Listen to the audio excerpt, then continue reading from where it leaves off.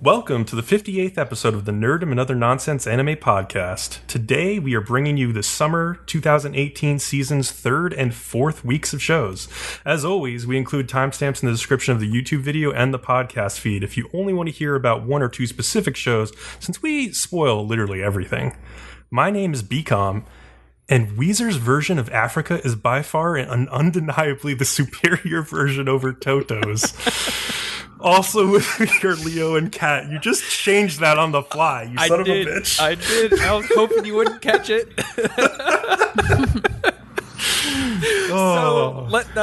I seriously want to talk about that because I was with a couple of buddies and we were going up to the climbing gym, and they're like high as fuck, and there's just like a moment of silence, and I was like, does anybody know why Weezer remade Toto's Africa? And they're all like, what?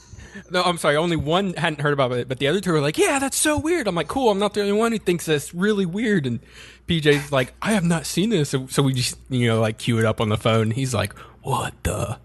So when you found out what it was and I got to show them, everybody read that paragraph and just had this cheese-eating grin on their face because they're just like, that's the weirdest story ever. So why don't you tell us why Weezer did a cover of Toto's Africa?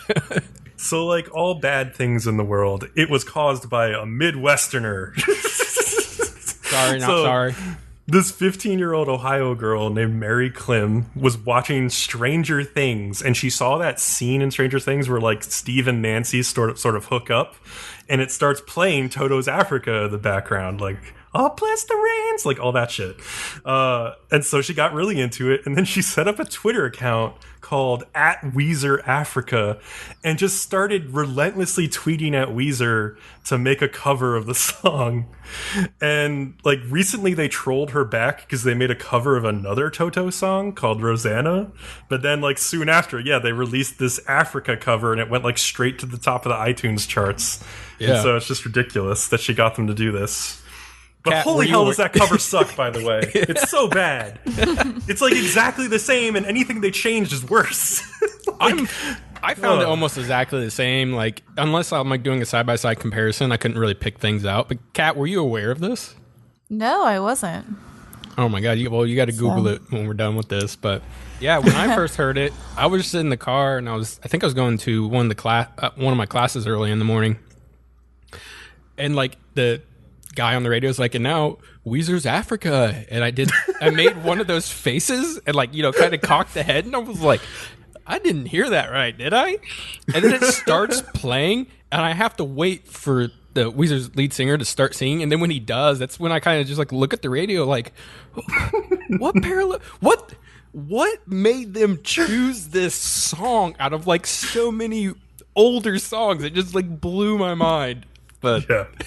And apparently I wasn't the only one because a bunch of other people were like, what the? Yeah, absolutely. It's so weird. But anyway, recently, some of us were on some other podcasts also. I figured we'd shout that out. I was a guest on episode 434 of the Anime Addicts Anonymous podcast, where I was basically a game show host for a game of Anime Jeopardy, which was super fun. I worked with a whole bunch of people from their Discord to put together 2 full Jeopardy boards of questions, and it was a really good time. So I highly recommend checking that out over at aapodcast.com or whatever podcast feed you're using if you want to check it out. And Kat, you were on a podcast too. Yeah, I was on the 54th episode of the Reanimator Pod with Yata, and we had a lot of fun. We reviewed a lot of shitty anime. I reviewed Clockwork Planet, and we had a good time. So check them out too. Ouch. Did it feel good to get Clockwork Planet off your chest? You know me. I just hate that director. I don't know. He's just a shithead. And I can actually say it on here because I can't say shithead on Yata's podcast. So I was struggling. Oh. Ooh. Well, that's okay. It was okay. So I managed. All right. Yeah. iTunes reviews, no iTunes or Apple Podcast reviews this week, so sad face. But why go you make get me out there, sad? write us some. What are you doing, you guys? Stop We've making had Kat this sad. talk. We've had this talk. I don't know what you want. Oh my gosh. It's all right. So, Leo, why don't you tell us about Monday's shows? Oh, it's like the Nothing podcast I was on, where we talked about nothing. There's nothing on Mondays. There's nothing on... Jesus. Wait, what about Tuesday's shows? Still nothing. You know, you can get really deep and philosophical about nothing when you really start talking about it. Really, nothing is kind of everything. Yes. Mm-hmm. So how about Wednesday? There's that free show. I gave it an honest shot, guys. I'll be honest. Look, it's pretty good for something that's free. How long did you get into the episode? I watched the entire episode 3. Good boy! Did you watch 4? Did you watch 4? No. Aw. Well, we're trying. Right. We're taking baby steps. This is not my kind of drama, and you should have known that. Well, yeah. Tell us about First Swim in Another Country, Kat. Okay, so the episode starts out with Ikuya having a nightmare. And he's drowning, and there's no one there. And he's like, I'm alone again. And he wakes up. And then Ikuya's teammate calls him to make sure he's going to practice. So he does. And then they switch to Rin in Australia, which I was like, fuck yes! That's my boy! I was excited as hell. And oh my god, the animation was so good on this like morning thing that they did, like this animation of his morning. Like I felt like I was gonna faint. Like he washes his face and like the water like going down his face, and then the eggs like cooking in the pan, and then when he's eating his breakfast sandwich, like the yolk is like dripping down the sandwich, and it's like so well animated that like I just thought I was gonna die. Like, now, holy is that all shit. it was? Because I saw some ladies freaking out over this egg dripping scene on Twitter, and I was like, "Is there a dojin I missed? Like, was this something sexual?" I think Well, we it's a just very sexual like scene. the idea of men licking dripping substances with their tongue. I suppose. God. Yeah. I guess that's what that was. I did notice one thing. I thought that was an awfully small breakfast for a professional swimmer. Yeah, you would think he would eat more. Maybe he eats more when he gets like to like practice. I don't know. And then Maybe. he ate and then immediately went on a run, which I'm just like, I don't know about that. Maybe that's why he didn't eat very much, because he That's knew it true. was If about you to go on a maybe run. he ate light so he could run. Yeah, but then he had like crazy lunch and dinner. probably. Yeah. Yeah. But But yeah, no, swimmers and like notoriously eat a shitload of food. Like Michael they Phelps' do. like menu is insane. man, when I was swimming, I could eat anything I fucking wanted. Like nothing sticks to you. But yeah, like also the soundtrack on this, oh my god. I was like, kill me now, please. Do it. It was So- very good. Exactly. We both wanted to be killed for 2 different reasons. So Ren goes to practice himself after breakfast, and he talks with his teammates. He has a whole new coach that has just agreed to teach him, whose name is McKYLE, which apparently McKYLE, I guess. McKYLE. I don't like saying that because it sounds like Hitler or something. Oh, there's another McKYLE this season. Mikhail. I don't want to say that. Wow. So apparently he's a little odd, and he's just obsessed with muscles, I guess, because like every other word that comes out of his mouth is just talking about how he likes certain types of muscles. At the same time, a new guy has shown up on Ren's team who demands that Mikhail also coach him if he beats everyone, which he does pretty easily and immediately. And Mikhail still refuses to coach him because he's like, you don't have the muscles I like. I only like to fuck certain types of men. I mean, I only like certain types of muscles. So I was like, are we really doing this trope? I guess we are. Yeah, so I was going to say, what's that. with these coaches and their obsessions with muscles in anime lately? It is oddly disturbing. It is kind of weird. Yeah, so a few side notes. First off, the English characters actually speak in English, like in good English. Really well. Yeah, except for Rin. Like, and Well, Rin but is he's- doing his best, you know? Well, but like also he's supposed to not be a native English speaker, so it actually like True. fits. And, Yeah. and like, okay, it sounds very native, which I was impressed. It's probably some of the best English I've ever heard in an anime. However, the people who they got to voice act them, you can tell they got them because they were native English speakers and not because they know how to act at all, because they're not That's necessarily true. good acting roles. But I will take it. I will take it over yeah. the shitty Japanglish that sometimes happens. Oh, Although yeah. I'll be all know what you're honest, talking about. I savor those moments. I'm not going to even act like I'm upset when that happens. I listen to that like bastardization of the English language, and I just like, I love it. I eat it up. So, you know, also that dry land exercise with the roller. Oh shit. I saw him doing that. I remembered, like my body remembered, and I like cringed in on myself. I was like, oh, because I remember doing that. That's some shit. So that's really hard. So you eventually learn in this episode that the new guy that showed up on Ren's team, his name is Natsuya Kirishima, and he enters races for prize money and is traveling around the world living off his winnings, which sounds like a really amazing gig to me. Like, I wish I could do that. He hangs around Ren a lot, and they go out to eat every night. You also learn that he is Ikiya's older brother, which is kind of like, oh, another coincidence. You learn that Natsuya is getting updates on Ikiya's progress from Ikiya's coach, and right now he's not doing very well. He also continues to like refuse to swim relays and all that bullshit we already heard about.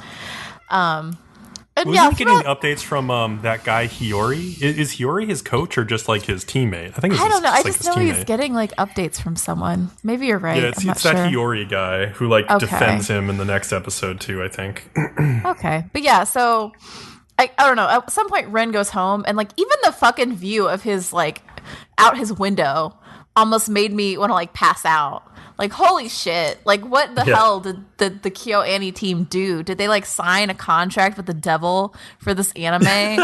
Like, I don't know what they did, but Jesus. They just have really talented artists. That's really I all don't know. it is. It's beyond that. So, at some point, Natsuya challenges Ren to a race. And if Natsuya wins, then Ren has to agree to let Natsuya stay with him in his apartment for a while, because I guess he's broke as fuck. And I was really excited for the first swim competition. I was like, all right, we're going to see a race. But really, it kind of like, it was all just visualizations of like different sharks like swimming next to each other and like blurry images. And it's not really what I wanted. But I almost wonder if KyoAni didn't really want to like animate this race very much, because the race is interrupted halfway through by this huge rainstorm. So I'll forgive it. That rain came so fast, by the way. Oh, I know. Like instant downpour. But okay, but if you live, like seconds. If you live in Indiana, we're used to that shit. That's how we get our rain. It'll be sunny outside, everything's fine. The next second, buckets on your head. Yeah, that's that the way actually it just rains. happened today. Yep. Oh, really? It did. I looked out the window at work and I turned back around, and then suddenly I hear loud noises and I turn around to see it just wall of water smashing into the windows. Yep. That's the way we do it here, bitches. All right. So honestly, it also likes the rain on one side of the road, not the other, which is I still not get used to that one. Yeah. But yeah, no, I'm really enjoying this anime so far. I'm interested in the story. The only thing I see that's an issue for me in this episode is like they have this danger of covering too many different boys and not giving enough time in any of those like little scenes. Like, I would rather them almost like only cover 2 characters per episode and do it like halvesies or something, rather than them try to like fit too many scenes with different boys in the same episode. It's not an issue a lot yet, but it could be. I guess we'll see. It definitely could be going forward, especially if they were like to do another season after this one and you've introduced all of these guys now. It's like, you just keep building and building, and then it gets unwieldy at a certain point. Okay, so I liked that part where Rin and Kirishima are like talking to that coach McKYLE, right, about like Japanese slang, because he says like "cho very good," and he's just like, oh wait, nobody uses "cho very good" anymore, and they're like, no, nobody says that. And then he's like, well, what about MK5? And I was like, what the hell is MK5? I have no idea what that is. Apparently it's short for Maji Kiraru 5 Biomai, which like translates as "you have 5 seconds before I lose it." And I found this out thanks to a Redditor named ZZ2000, so thank you for that. It's basically just like, you're really pissing me off or something. I was not aware of that slang. Also, Free keeps teasing me with these cute KyoAni swimming girls who are part of Haruka's swim team. There's like a scene where they're trying to balance themselves on exercise balls, and I was just like, I need a spin-off. I need of just a girls spin-off. balancing on exercise balls with like precarious wedgies, and you just get like different angles. I would take an OVA of that, but I want a spin-off show about actual girls like swimming. They should call it them interact with some freaking girls, but I doubt that's going to happen. They should call it Wedgie Girls, and it should just be a bunch of like ass shots of like girls and we are like watching that show. suits. It's called Harukana Receive. That's true. All right, so let's talk about episode 4. So this episode starts off with Ikuya reading from The Little Mermaid about like this mermaid kingdom at the bottom of the ocean. And, you know, we've seen all this drowning imagery with him so far. So I like assume at this point they're setting up for like someone to be his mermaid and save him. Either that or he's going to become a mermaid and like save himself. I don't know. We'll see. You mean Prince? The Prince did the saving, right? I guess so, but like, I don't know. Somebody's like, he's gonna be sinking, and somebody's gonna have to save him from sinking. I don't know. We'll see. So Haruka, Makoto, and Asahi all decide to visit Shimogami University to try to talk with Ikkyo about the past, and they have some like antics with Terashima, who they meet along the way. But they eventually are cut off by Hiyori, who tells them that Ikuya doesn't want to he doesn't have any time to waste thinking about the past. And like, he's just like really hostile towards them. He eventually like sort of relents and asks them like, well, can you at least wait 2 hours until Ikuya is done training to talk to him? And so meanwhile, Ikuya is swimming and he's like still struggling with these flashbacks from his past of like Haruka and everything that happened. And he literally just sinks into the pool and stands in place, which reminded me of that scene in season 2 where Haruka did the exact same thing during a race. He just like lost the will to keep swimming and just like stood in place. And that was during an actual race. So obviously these guys are parallel characters in many ways. Ikuya leaves practice early because he's not feeling well, and then like Hiyori bumps into the trio of guys who are still looking for him, and like is even more hostile this time. He tells them like, mind your own business, like, and then they ask Hiyori like, what are you to Ikuya? And he explains that like he met him while he was studying abroad in the United States, and his older brother Natsuya asked him to look after Ikuya in Japan. And then he just acts like a giant douche, telling the guys, like, you have no right to be Ikuya's friend because you're weaklings that don't deserve to be around him until you're strong. And then Haru gets pissed and, like, challenges Hiyori to a race, but Hiyori's a backstroker, so that's not going to work. So Makoto steps up and says, I'll take on that challenge to prove that they're serious about being friends with Ikuya. In other less dramatic news, we find out that Iwatobi Swim Club is going to have a training camp with Samezuka and one other school. Sosuke visits a doctor also and finds out that his shoulder is making a lot of progress in rehab, but if he wants to swim at full strength again, he's going to have to make a decision, which is kind of left vague for now, but we'll have to see what that ends up. It is so soap opera-y. Sometimes you need to make a decision. So like my theory on that is he's either gonna have to swim another stroke or he's gonna have shoulder surgery. Stroke. Yeah, he's gonna learn how to stroke it with his other arm. He did call him, yeah. He's gonna have to learn to stroke it a different way. He's gonna have to learn to stroke it a different way. A new technique. A gentler way. All right, so after a couple other unimportant scenes, Hiyori shows up to race Makoto, and Makoto just barely loses the race.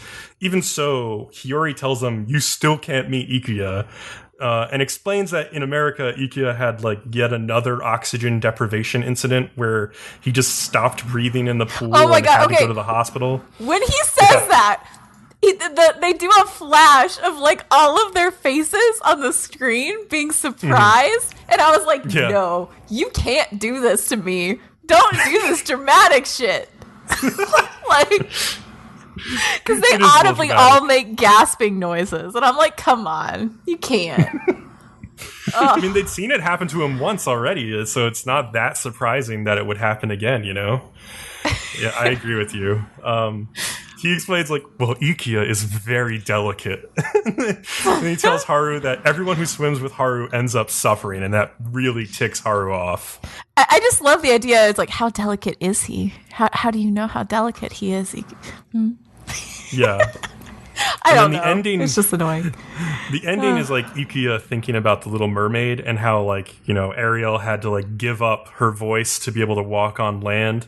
And so he's like questioning himself about, like, well, what did I give up and what did I gain? And let's be honest, the people who made that movie was a bunch of guys, and they liked that the girl couldn't talk. Come on.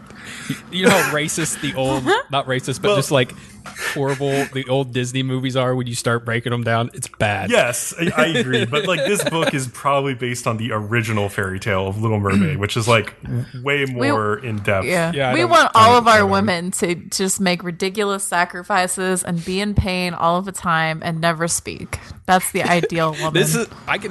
We can have a huge discussion about this, so we shouldn't right now.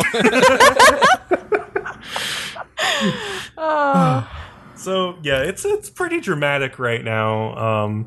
I liked the race between Hiyori and Makoto. At least we got a good race in there. I'm very curious what they're doing. Like, obviously, you look at the ED, right, and all of the characters show up in like West Side Story, like gang style, but they also have like parallels. Like, it's very clear that each character has their own parallel character, and so they've just introduced a whole bunch of parallel characters, I guess, who have storylines that run sort of parallel to each other. So that's kind of why Ikiya is so similar to things we've seen before. It's just, okay, are they going to do anything interesting with that going forward? And I'm not sure. We'll see. Yep. Next show, right? Yeah, sure. Yeah, you take it, Leo. Yeah, so on Thursdays, we have Sirius the Jaeger. Always take your Jaeger and drinking seriously. The episode starts with Yuliy. How do we want to say his name? So just ignore the Y at the end and just say Yuliy. Okay. Yuliy? Okay. Because it kind of is almost like Yuliy, but like not really. I know what you mean. Yeah. You're inserting an extra L when you say Yuliy. But it sounds like that's what they're saying in the anime, but I can't say it the way they say it. Yeah. I don't know. It's some weird accent bullshit. So, anyways, Yuliy's having a flashback of when he was younger and lived in Dogville, really, with his tribe. Dogville. He's out hunting. He was the lord of Dogtown. I almost wanted them to like go back into the village for the evening, and all of them just like stop and go, oh, like together. Oh my god. So anyways, he's out hunting with his older white-haired brother McKYLE from the end of the last episode. Another McKYLE. Oh fuck. I said that earlier. There's another one this season. It was the next show. Jesus. So back at the village, we discover Yule's mom is smoking hot, and they might need to leave the village someday to protect the Ark of Sirius. I wish they would have gone into more detail what that is. Unfortunately, Hot Mom gets killed during an attack by the vampires, and McKYLE and Yule get a way to only be attacked by like vampires. And Yule like gets like shoved down a hill, and then McKYLE's getting like attacked by all these vampires, and like the last thing he sees is basically McKYLE getting like overwhelmed by the vampires. It turns out Willard eventually finds him and basically saves him from the cold. Otherwise, he would have died. Oh, he also had like a little scene where like a vampire came down after him, and that's when his powers first activated. What those are yet, we don't know. His inner like blue power activated. Yeah, that's interesting. What do you think? Oh, go ahead. Sorry. Okay, just one sentence real quick. And apparently, one of the vampires, he seems to have kind of artillery motives against his other vampires, because he wants the Ark for saying something like he's going to keep ruling over humans, but he needs the Ark to do it. I don't know. Wherever that's yeah, because that's what I was wondering about. Is like, what do you guys think that the Ark does? Because like, it obviously does something. Like both the vampires and the werewolves like want it. Although it seems like the werewolves are supposed to be like the Native American-ish good guys in the show, but like, I mean, they still. I don't know. It's interesting. It almost seems like the Ark of the Covenant from Indiana Jones or something. Like it's going to give them the power to rule over everyone, essentially. But like, what specifically is it going to do? Like when they hold it over their head, is it going to make everyone kiss your feet? I bet it's some sort of like mind control or something generic. I bet it's probably gonna be pretty generic, or it's something generic, but they got a nice little twist to it, and you're like, nah, it's still the same thing. It could be like an energy source, because it could have something to do with the power that Yuliy is able to use, right? Yeah, like that blue glow in his eyes. Like imagine if the vampires had like that power in addition to their own power. It'd be crazy. Back into the current time, and Yuliy is having trouble grasping the fact that his brother McKYLE is still alive and a vampire now. Are you going to keep saying that like South Park? I will. McKYLE. Well, I don't have a German accent, so this is the best I can do. It's a Russian name. Mikhail? Yeah, Mikhail. Well, yeah. I mean, Cat's what's talking the about difference Hitler, so I between felt like it's German German. and... I mean, isn't German and Russian wow, like let's just so offend the similar entire European anyway? continent. I know, I'm a shithead. I just don't know because I live Russians in drink the vodka for bumpkin breakfast. in the bumpkin butthole of the Midwest with the corn husks. So like, difference I don't is know. The Russians drink vodka, and the Germans drink beer. That's Okay. your difference. That's true. This checks out. Okay. Okay, so anyways, now also confronts Yuliy and shows that she is not afraid of what he is, which is kind of cool because she's definitely got the hots for him. And then there's just a short after credit scene with Kirshner and Mikhail visiting some crazy doctor that shit. seems to have made a Frankenstein of sorts. It's a very... not much happens this episode. There's really not much to discuss except for, I wonder what the arc does. What's this thing this guy made? Basically, all just stuff to try to keep you to watch the next episode was my gathering from it. Yeah, there's a couple of little scenes that I liked, like the one with Yuliy and Willard when they're on the train, where he tells them like he'll try to teach them how to live. And that makes it clear that like Willard is basically like Yuliy's father figure who he never had. So that clears up their relationship. Yeah. And there was that funny scene when like Yuliy's just like standing in a room and he's like, he's depressed because of like what happened last episode where he had to kill Agatha and like it right in front of like the little girl whose parents died. And I enjoyed the scene of like Dorothea and then Fallon and then finally Willard like all coming into the room to talk to him one by one. It was pretty funny. And yeah, I think that's all I had to say about that episode. Yeah. Okay. It's like it's gearing up. It's doing good. So, okay, the next episode, at the beginning of episode 4, the company Kirshner has decided to stop funding the Hyako Party, which is like that terrorist organization that's going around like saying that all the foreigners should be kicked out. But little did the Kirshner company know that the Hyako Party... Kirshner's not a company. Kirshner is the guy who runs the Almo company. Oh, okay. I got confused because like I knew there was Almo and I knew there was like the V shipping company, and then they kept talking about confusing. Yeah, and then they kept Almo talking is about like Kirshner. the Vampire Front company. Hyako is like those like Japanese like samurai dudes. They are the terrorist samurai people, though. Yes. Like they're basically terrorists. Yeah. And then V shipping is like the hero guys, like the Jaegers. Yeah. But they were just using the Hyako Party, just like, they were them. So like they were both using each other. So when the Hyako realized like, oh, this gig is up, they're like, well, we're just going to kill you guys. And so they do. And then they're like, it's time to go monster hunting. So the Hyako guys are on the run. Basically, they're like, we're going to go kill some people. And then there's a little scene with Sirius and Ryoko where you just see her. She's like so fucking smitten with Sirius. And I felt so bad for her. Like she needs a good slap in the face. Cause like, look at her. Did you see her face? She really does need a good slap in the face. She's in love, Kat. Don't slap her. She's not in love. She's in like she's some crushing. dumb. She's crushing. Yeah. So then Willard, who represents V Shipping, goes to meet with the Alma Corporation, which is like the vampire corporation, basically. And Alma mostly deals with military arms. And so like on the surface, when they meet, it seems perfectly like a normal company. And a lot of their employees are just regular people. And so they have like a really good cover for themselves, like you can tell. But actually at the top, it's controlled by vampires. And then on the way out of the meeting with Alma, the reporter meets up with Willard in the elevator. And this reporter is actually not a reporter. He's like an intelligence officer called like Major Iba. but he has a cover as a reporter. Yeah. So he basically asks him a bunch of questions about the incident from the last couple episodes. And you can tell Iva is like equally suspicious of both V-shipping and Alma. Like he knows that there's something going on with both of them. So when Willard gets back, they talk about the situation. And Sirius and one of the other members of the team, whose name is Dorothea, decide to go to Hakone, where Alma, the company, is doing this exercise for a new type of like arm that they're creating for the Japanese government. So they want to go spy and like see what this is, right? And see if it's dangerous and see what's going on. So they get on the train to go to Hakone to check this out. Ryoko follows them because she's a fucking idiot. And like she's just smitten with him, and she's like, I'm gonna follow him and give him a boxed lunch and blah blah blah. And like I've said before, she just needs to be slapped in the face.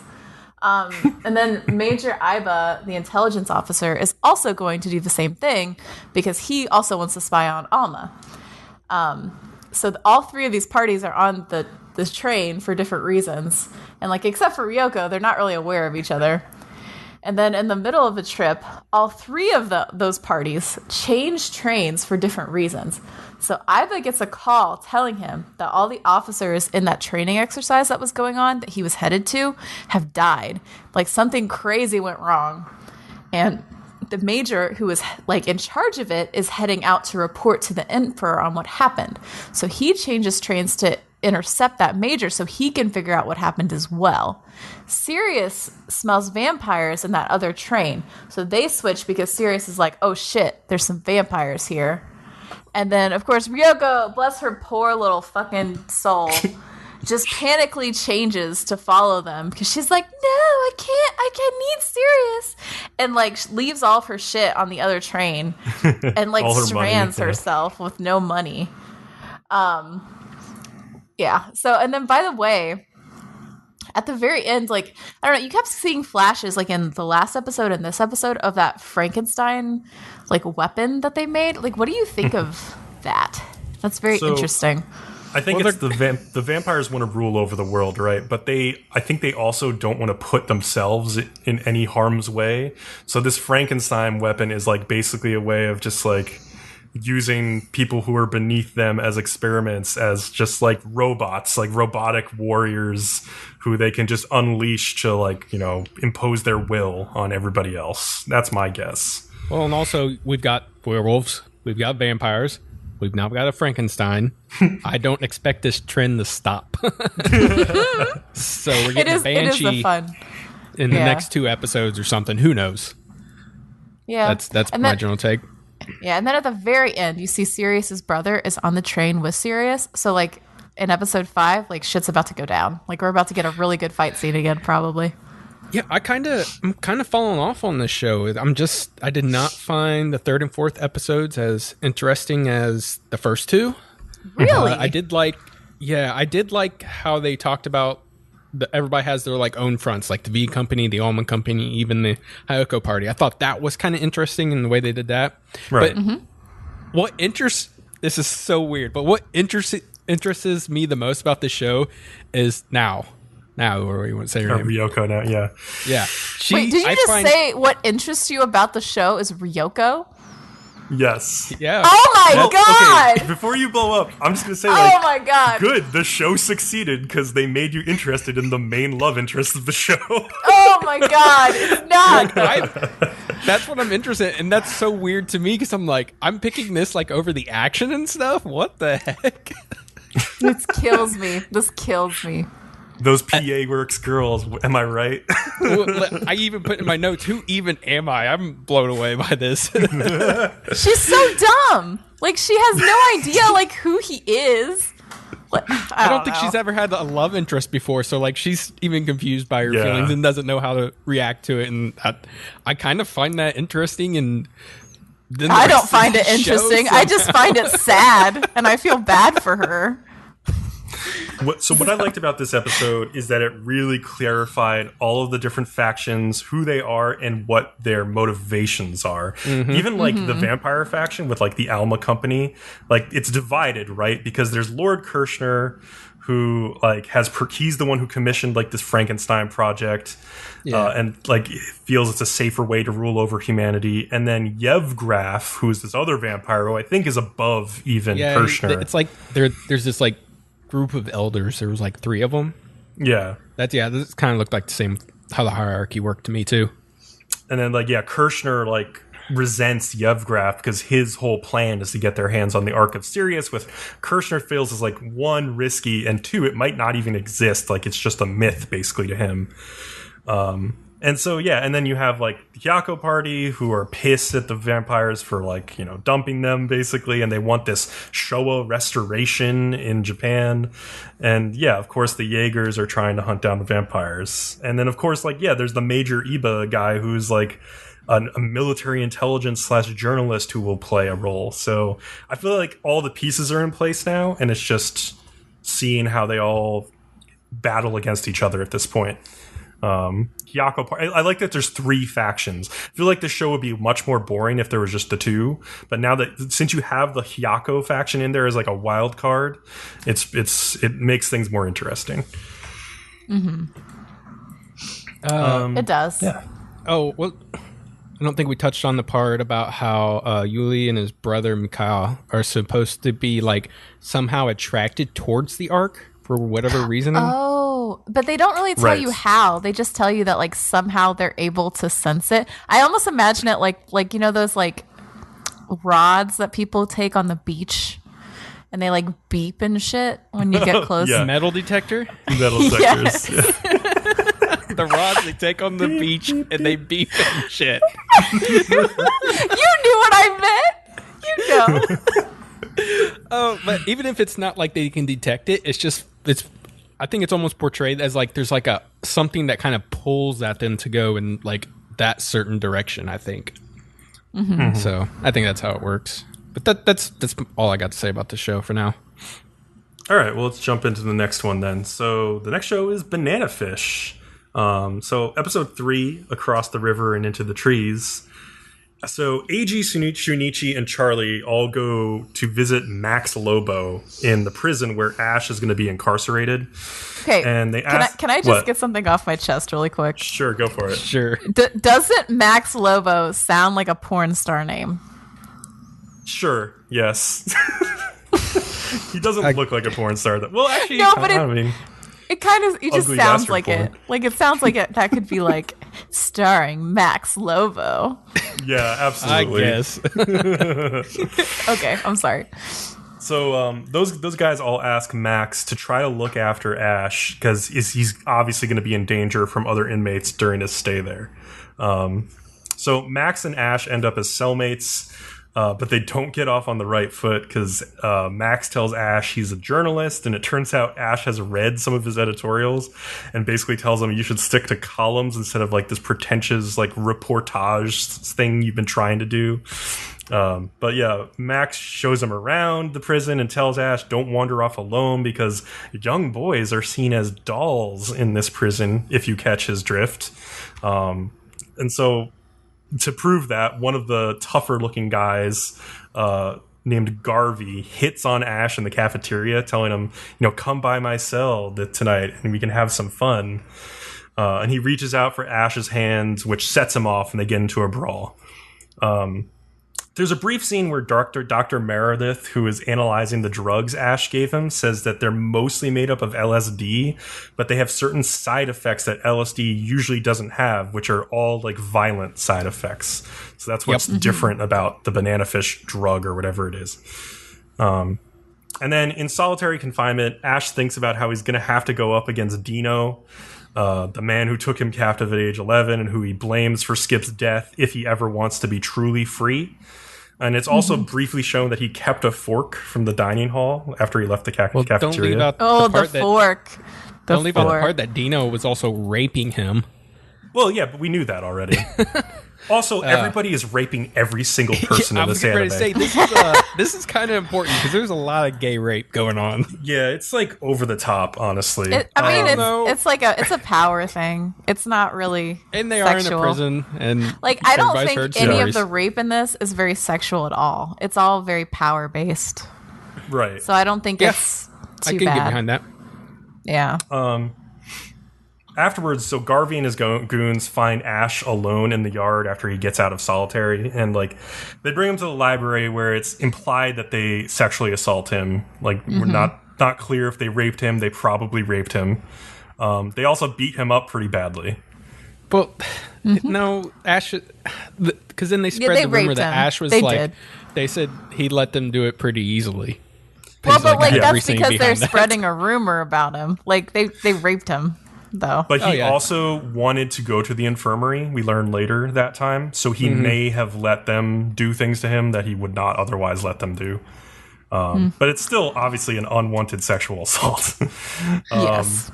In the doctor's office, he asks for a painkiller for his headache, and he pretends to drink it, but he like keeps the pill sneakily. He just palms it. So Max tries to take Ash's banana from his dinner tray, and then Ash thinks out loud about banana fish. That was an interesting way to get banana fish into this conversation.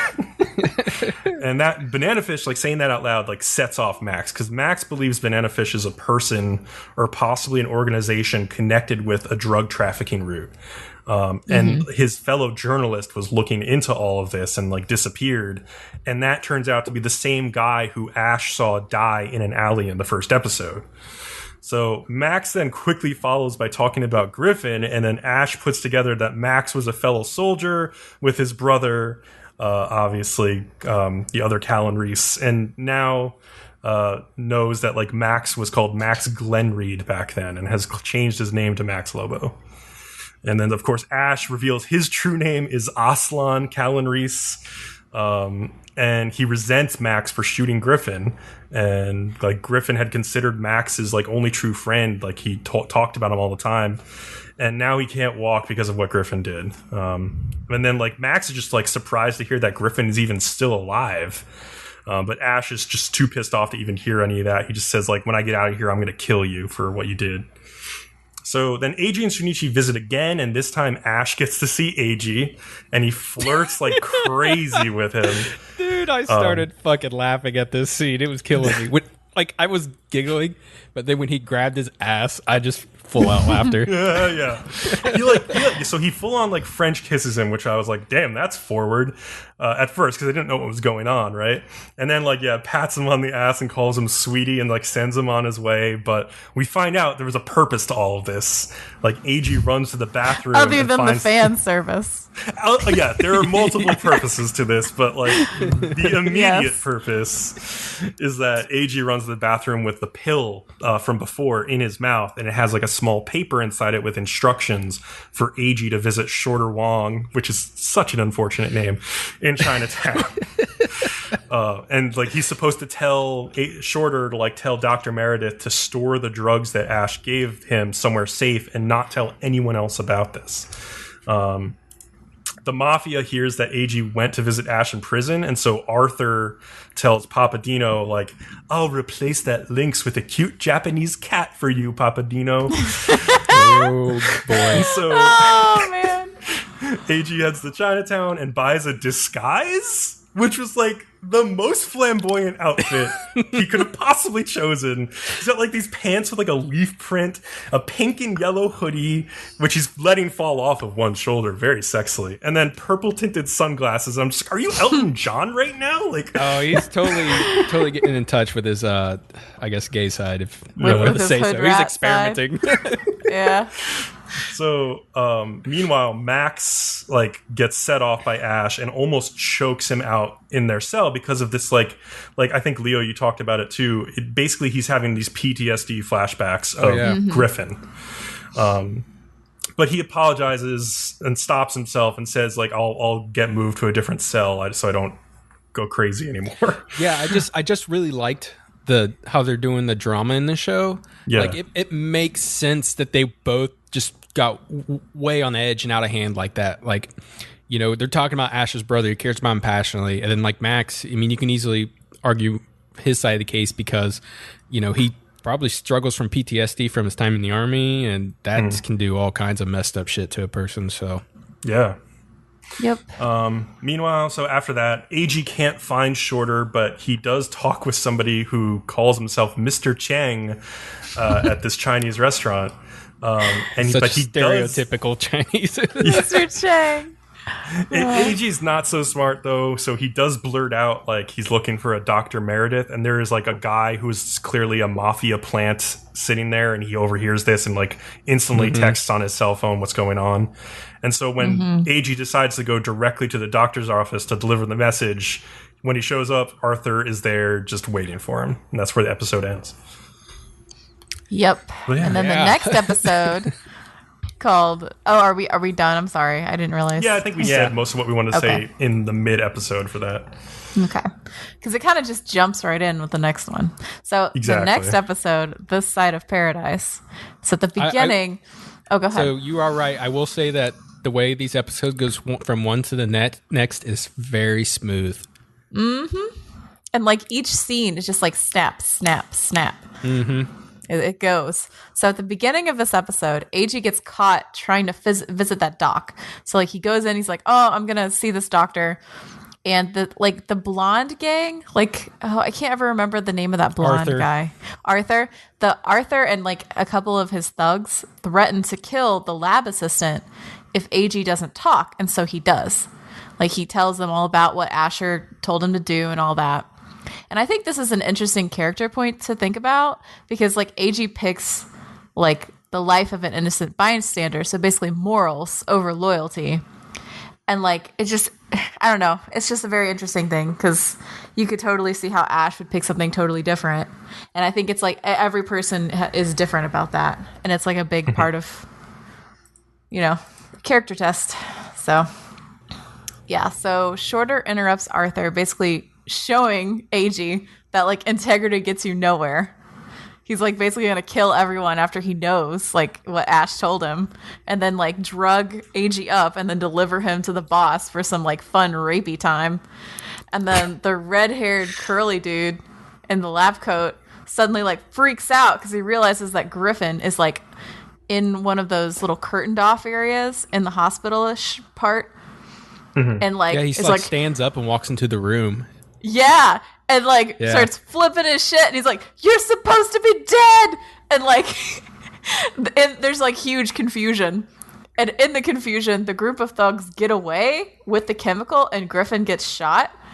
But Griff also, when he sees that doctor, he's like, "Banana fish." So like, we know it's a person. Yeah, it's that red-haired curly dude. Like, he's the one who made the drug. So, like, we know now that, like, he basically made it probably under Dino's orders. And then Max, meanwhile, back at the prison, pays off a guard to switch cells because, like, the guilt and the stress and the PTSD is, like, getting to him. And apparently the whole reason he was in there was to write about prisons because he's a journalist. And now that this has come up, he's like, I'm just going to leave because, like, I can leave at any time. And he, like, calls his lawyer up and is like, yo, get me out of this bitch. And, like, he's going to be out of there. Ash steals his notebook while he's, like, moving into the new cell. And then Ash gets a new cellmate named Bull, who immediately is like, it's rapey time again. And like, there's an audience. Yeah. There's like a whole audience cheering him on. Like, oh my God. Pretty much. Yeah. And then Ash just beats him the fuck up. And Max runs in to stop it because he feels guilty, but it's already over. I liked, though, that Max, like, stopped him. He's like, don't kill this guy. Like, this guy is trash. Do not ruin your life for this asshole. And so he stops. And then, like, Ash also says, like, I didn't need you to tell me that. And, like, kind of calmly walks out of the cell. He's like, I don't need your help. Yeah. But, yeah. So then it turns out that the doctor from earlier in the episode did manage to keep some of that chemical aside. So they didn't steal all of it. Arthur and his thugs didn't. And he explains to the rest of the group that it's like super LSD that lasts like almost indefinitely, because he says it lasts at least 24 hours, but like after 24 hours all the test rats just start killing themselves and everyone else. And I guess if you're like high on LSD for over 24 hours, like at some point you're just like, I want to die. That would I don't know.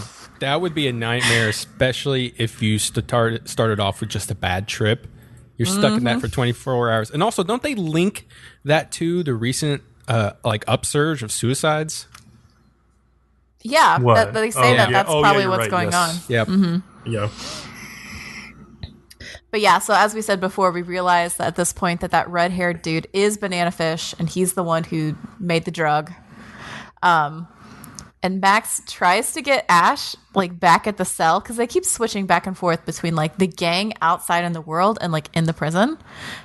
So Max tries to get Ash to talk to his lawyer, but Ash won't take his help, and he's like, "Fuck you, don't need your help." Blah blah. Max's lawyer assures him that like, "I'm gonna get you out, Max. Don't worry." They have this like little side conversation about his son and like custody issues, and I thought that the mom is probably abusing his son, but I don't know what you guys got from that. I'm not sure. I'm gonna need. I guess I'll wait until we have more info. But there's something going on. Yeah. The only thing I could take from it was that Max just wanted custody of his son. But the courts favor the mothers. I got that too. That's all I got from it. That's all you could get from it. Yeah, didn't they say like Jessica has like more money or something? It said something about you should drop the charges. Yeah, and so I kept thinking charges. Yeah, so yeah. Yeah, so there's something going on there.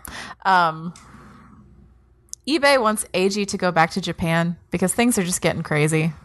And AG's like, no, I'm not going anywhere. I've only been kidnapped. Yeah, I mean, you've only been kidnapped and like threatened at gunpoint how many times now? And then at this point, Griffin dies because remember, he got shot before. And at first, like the group is all like, we shouldn't tell Ash.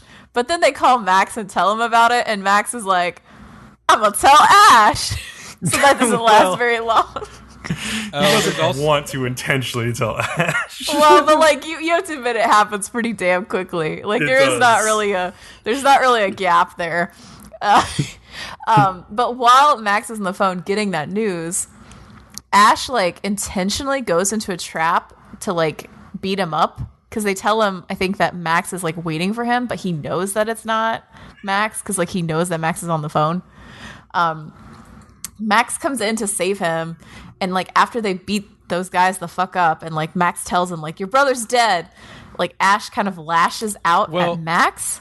Well, what happened was Ash ended up beating up the guys himself, and then he stabbed the dude in his fucking dick with that fork he stole. Yes, that's right. This is the fork scene where you see the bloody fork on the I can't ground. believe you glossed right over it. I was like, what is she doing? Back up. No, there's a little paragraph here about it. It's just I hadn't gotten to it yet. Did that make you guys cringe? Did you see the bloody fork and you just like winced in on yourself? Oh, I shuddered. Yeah, for sure. I did not cringe. I just wanted there to be a narrator who just was there, like snuck in and said like, "Stick a fork in him. He's done." God. That would have been good. Oh my gosh. But yeah, no. So like, Max tells him like, "Hey, your brother is dead," and then Ash kind of lashes out at Max when he hears this, and then Max almost goes from this like really nice guy who's like trying to be like good to like being really pissed that Ash is lashing out at him, and like kind of showing how he really feels and how he really is, in my opinion, because he gets really angry and violent. And I think that the facade that he puts on most of the time, it's not necessarily that he's faking it. It's more like that's who he wishes he was. You know what I mean? Mm-hmm. But yeah, I thought that was interesting. And then after like they have this whole confrontation, Max was like they're just facing getting the it out wall. of their system, you know? Yeah, Max is like facing how the wall. guys be. Yeah, and he's like, Ash, you can go ahead and kill me if you want, because like I just feel like it's all over, and I feel shitty that Griffin is dead, and blah blah blah. But like, I think that Max even knows that what he's saying is bullshit, because like in the end, like both of them are survivors, and like that's why Ash and Max like end up bonding over this, is because they both like can't just give up, You know, they're both like have that survivor instinct in them. And like, I think they both consider themselves to be shittier people because they're like that, as opposed to someone like AG or Griffin, who like doesn't necessarily have that and is like a weaker person, but maybe a better one, you know? Yeah, that makes a lot of sense. Yeah. But that's what I got out of this. I don't know. No, I completely agree with you. I got really weirdly patriotic at one point in this episode. What? Because like Really? Shunichi is like the Japanese like photographer who's like Oh, I know what you're talking about now. and he like after Griffin is shot, like, and he's like, I've been seeing people dying left and right.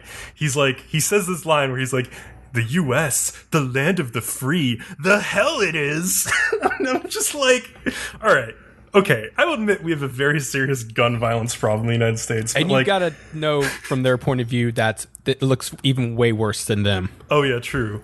But it's also like, if you're not going to comment on this in like any real way, except for like a throwaway line, like, then maybe don't write it into your little rape fest of an anime. Okay, it's not even that much of a rape fest. Not yet, anyway. Rape every episode. But it's not like It's not like if you counted close-ups. every time Ash recalled being raped, somebody talked about raping somebody, and then the actual rape, I bet your number would be pretty damn high. If you want to do a drinking episode, you're not getting anytime like somebody mentions rape or rape. you're not just getting gay like rape. close-ups of like, and then they raped him, and here's the rape scene. So No, like, it's not a rape No, fest to that me. would be there's no way they could get away with Then that. it would be That'd a bad. hentai. So it's That's true. It's not really a rape. I don't know. I get what you're saying. I will tell you but the true rape that's going on is Amazon's subtitles. Oh my god, I know. They're There's so one. bad. I noticed one at the very beginning where like I think he refers to him as like a little, like they see you as a princess, and they say it like as they see you as a doll, and I'm like, that's not what he said at all. There's that, and then there's just like weird things like Ash refers to his fellow prisoners as scums, like plural, which is like scum or scumbags is like acceptable, but not scums. That's a weird thing. And then That's like what some 12-year-old that you're playing on Xbox Live calls you.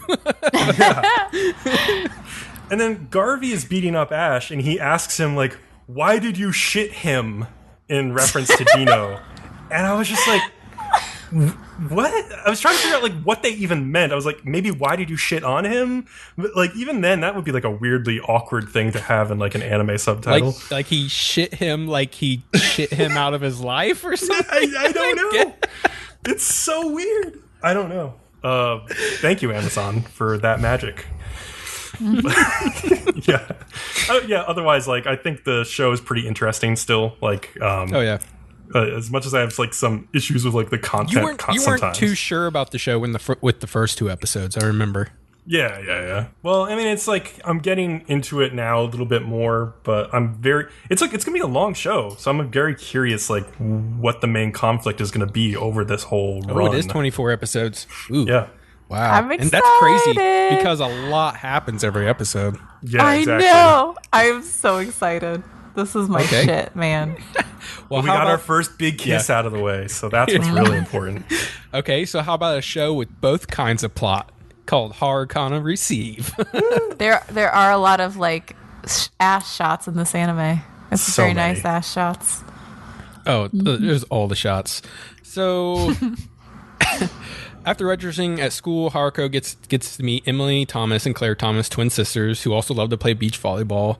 They kind of try to recruit the both of them, her and her. Is it a cousin? Yeah. Well, Kanata and Haruka are cousins. Yes. Okay, that's what I thought. So, trying to get them to join the beach volleyball club, and there's this. Well, there's one funny thing where like Claire like pulls down Haruka's skirt. I'm just like, okay, but then she has her Claire has her bathing suit underneath her clothes, and she's like, "Let's go play beach volleyball." And Emma's like, "Oh my god, that's such a lewd bikini," and I'm just like, "It's just a regular top and bottom."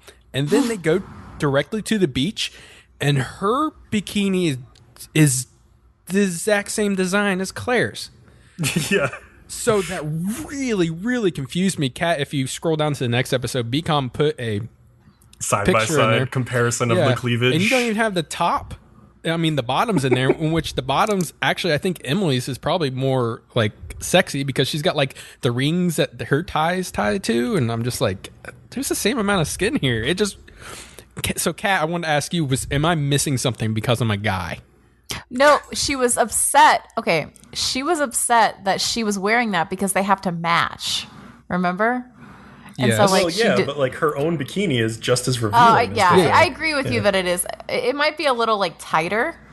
That was the only thing I could think of. But you're right. They're supposed to be tight. They got to be tight. I don't wear that shit. I have too big of boobs to wear shit like that. That's not. That's dangerous. You can't be going around like that. You're gonna have a malfunction. That's all. Whatever the case is, like they didn't quite pass it off well enough in the art or animation design because it doesn't make that much sense when you look into it. If you've ever seen a professional, it's like it's basically a sports bra is what they wear. Yeah, like they wouldn't be wearing that anyway because like you just have too much of a risk that one of those babies is going to pop out. Yeah. So let me tell you about these two twins. Emily is the older of the two, with the energy of a 5-year-old straight up spooning sugar into their mouth.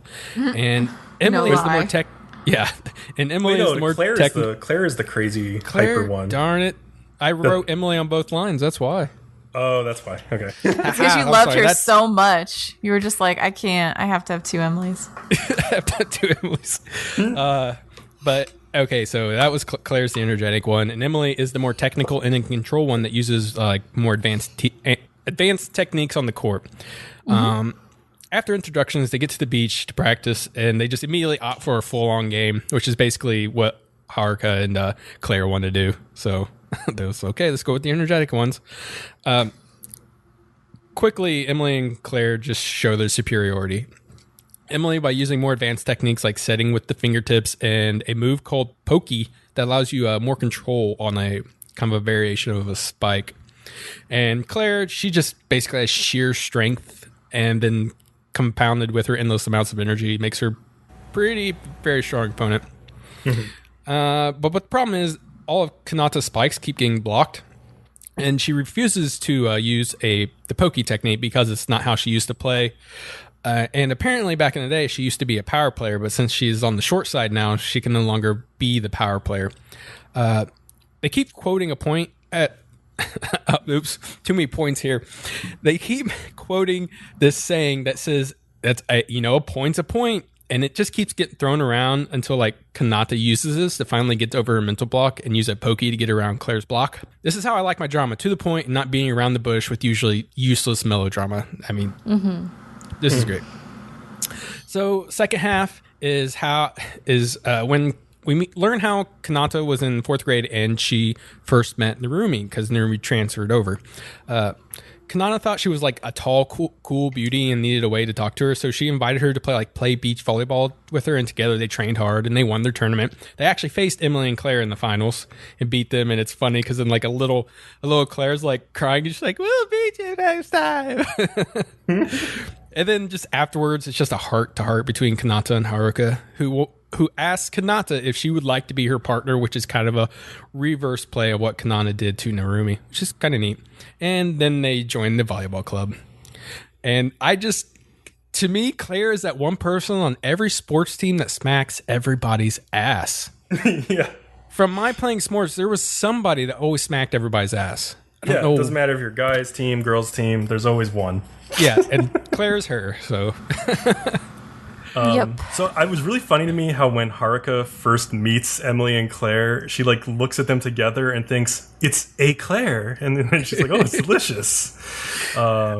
And then, but like, I thought it was a throwaway joke, right? But then when they're actually playing a match against them, there's like the scoreboard in the bottom right of the screen, not actually in the location of the anime, but like for the viewer, basically. And the teams are listed as like Harukana and a Claire. So that's like their team name now.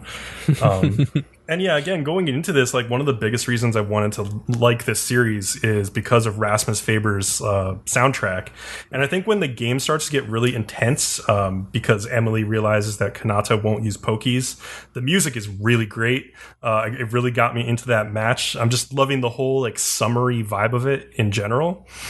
And And yeah, I also really liked the main conflict of this episode with like Kanata having trouble coming to terms with the fact that the style of play that she used to use just doesn't work anymore for her because of her height disadvantage. And I just think of baseball when a pitcher loses their velocity over the course of their career, and they either need to adapt to a new pitching style, like to throw, better pitches or with more movement and better control, or like they just have to like drop out of the league at that point. Or like when a wide receiver in football like gets old and loses his burst of speed, it has to learn to run more efficient routes to like keep up with people. So it's just like that. She just has to adapt to where she currently is now. So yeah, I'm just that was a really good episode, I thought. They are ramping up the fan service like just a bit. Like when Emily and Claire were trying to like rip each other's clothes off in the classroom, I was like, okay, calm down. But, that's more of like the outgoing foreigner trope than anything, I feel like.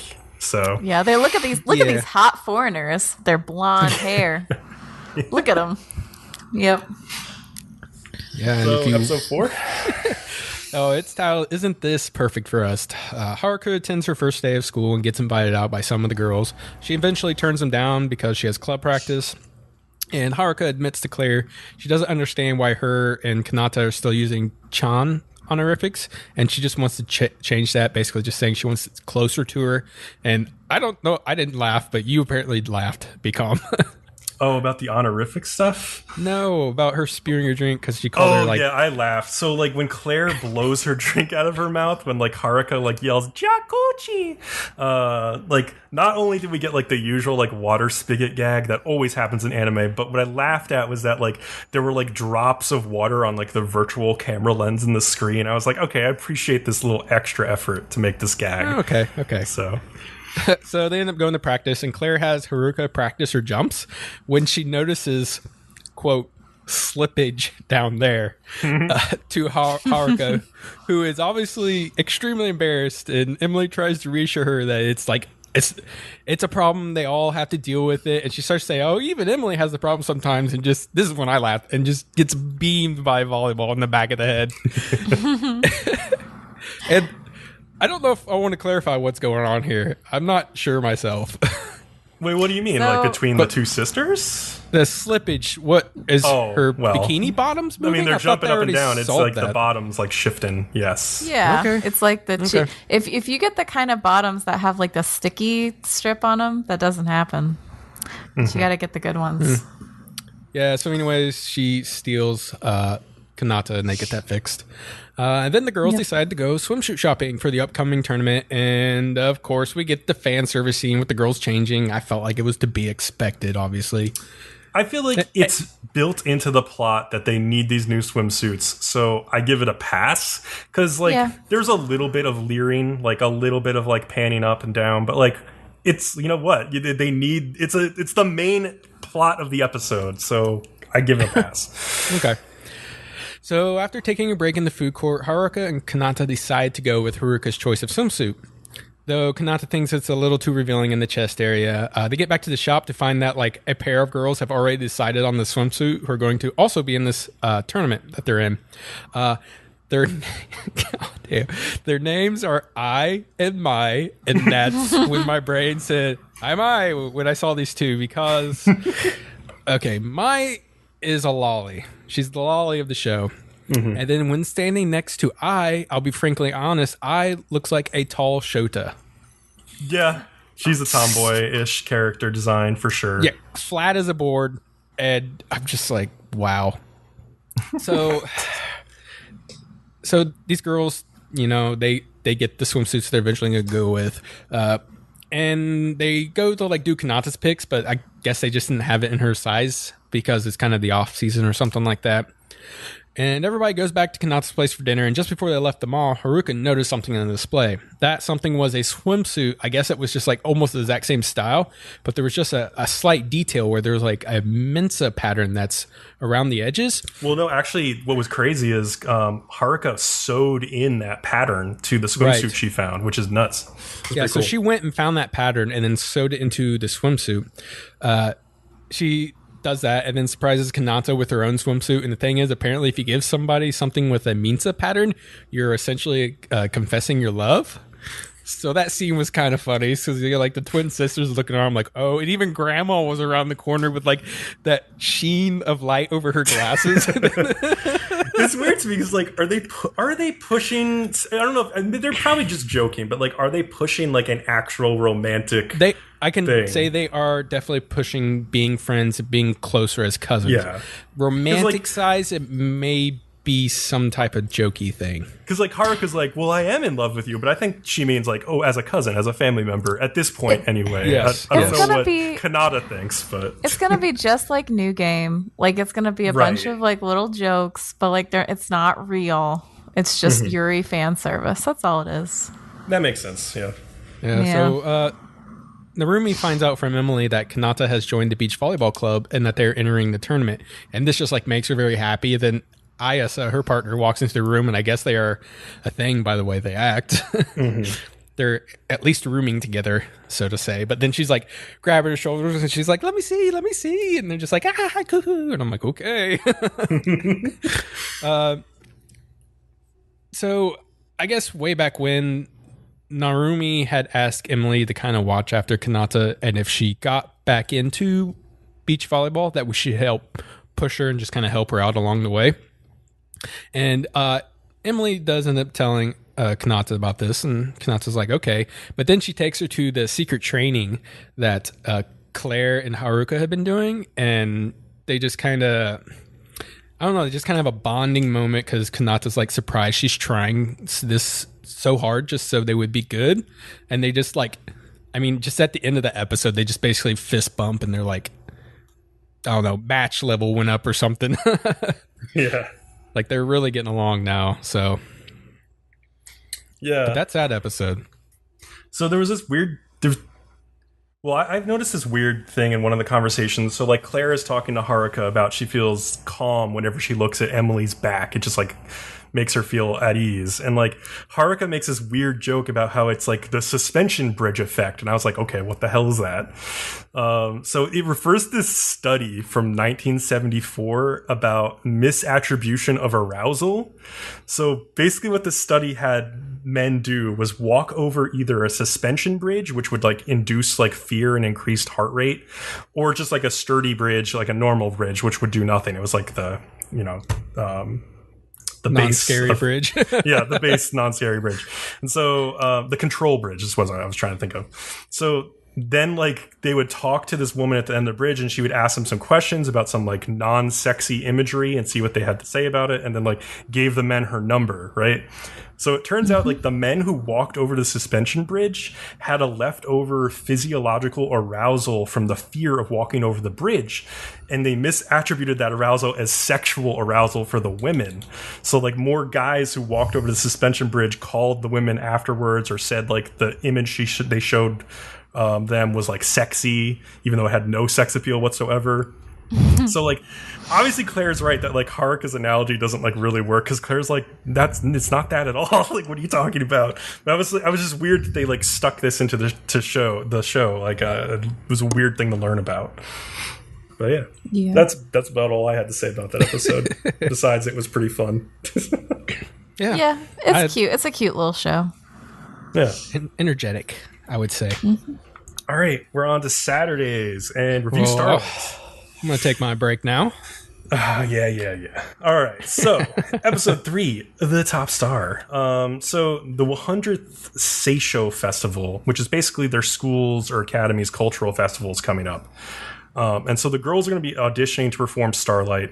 And apparently, like, they're going to be performing Starlight all 3 years that they're at this school, hoping to get a bit better at it each year and move up. If you had to perform the same goddamn thing every year, wouldn't you just want to kill yourself by the end? I totally agree. Like, yeah, that seems like really shitty. Well, isn't what they do that? Don't they do that on Broadway? But it's the same play like every weekend. But they're getting paid. Yeah. And that's what they're getting paid. Money, that's a good point. Basically, Kat says money makes all the difference. Money makes a lot of things okay. All right. To be fair, Starlight seems to have like a lot of leeway. It doesn't seem to be like a set narrative. So maybe they can change it up a bit. I don't know. So Mahiru, who's like the blue-haired or purple-haired one with like the little cowlicks coming out to the side, she's a little jealous of Karen and Juna's like newfound connection after the duel in the previous episode. So poor Mahiru, like I hope Karen just like notices her at some point because she really needs that to happen.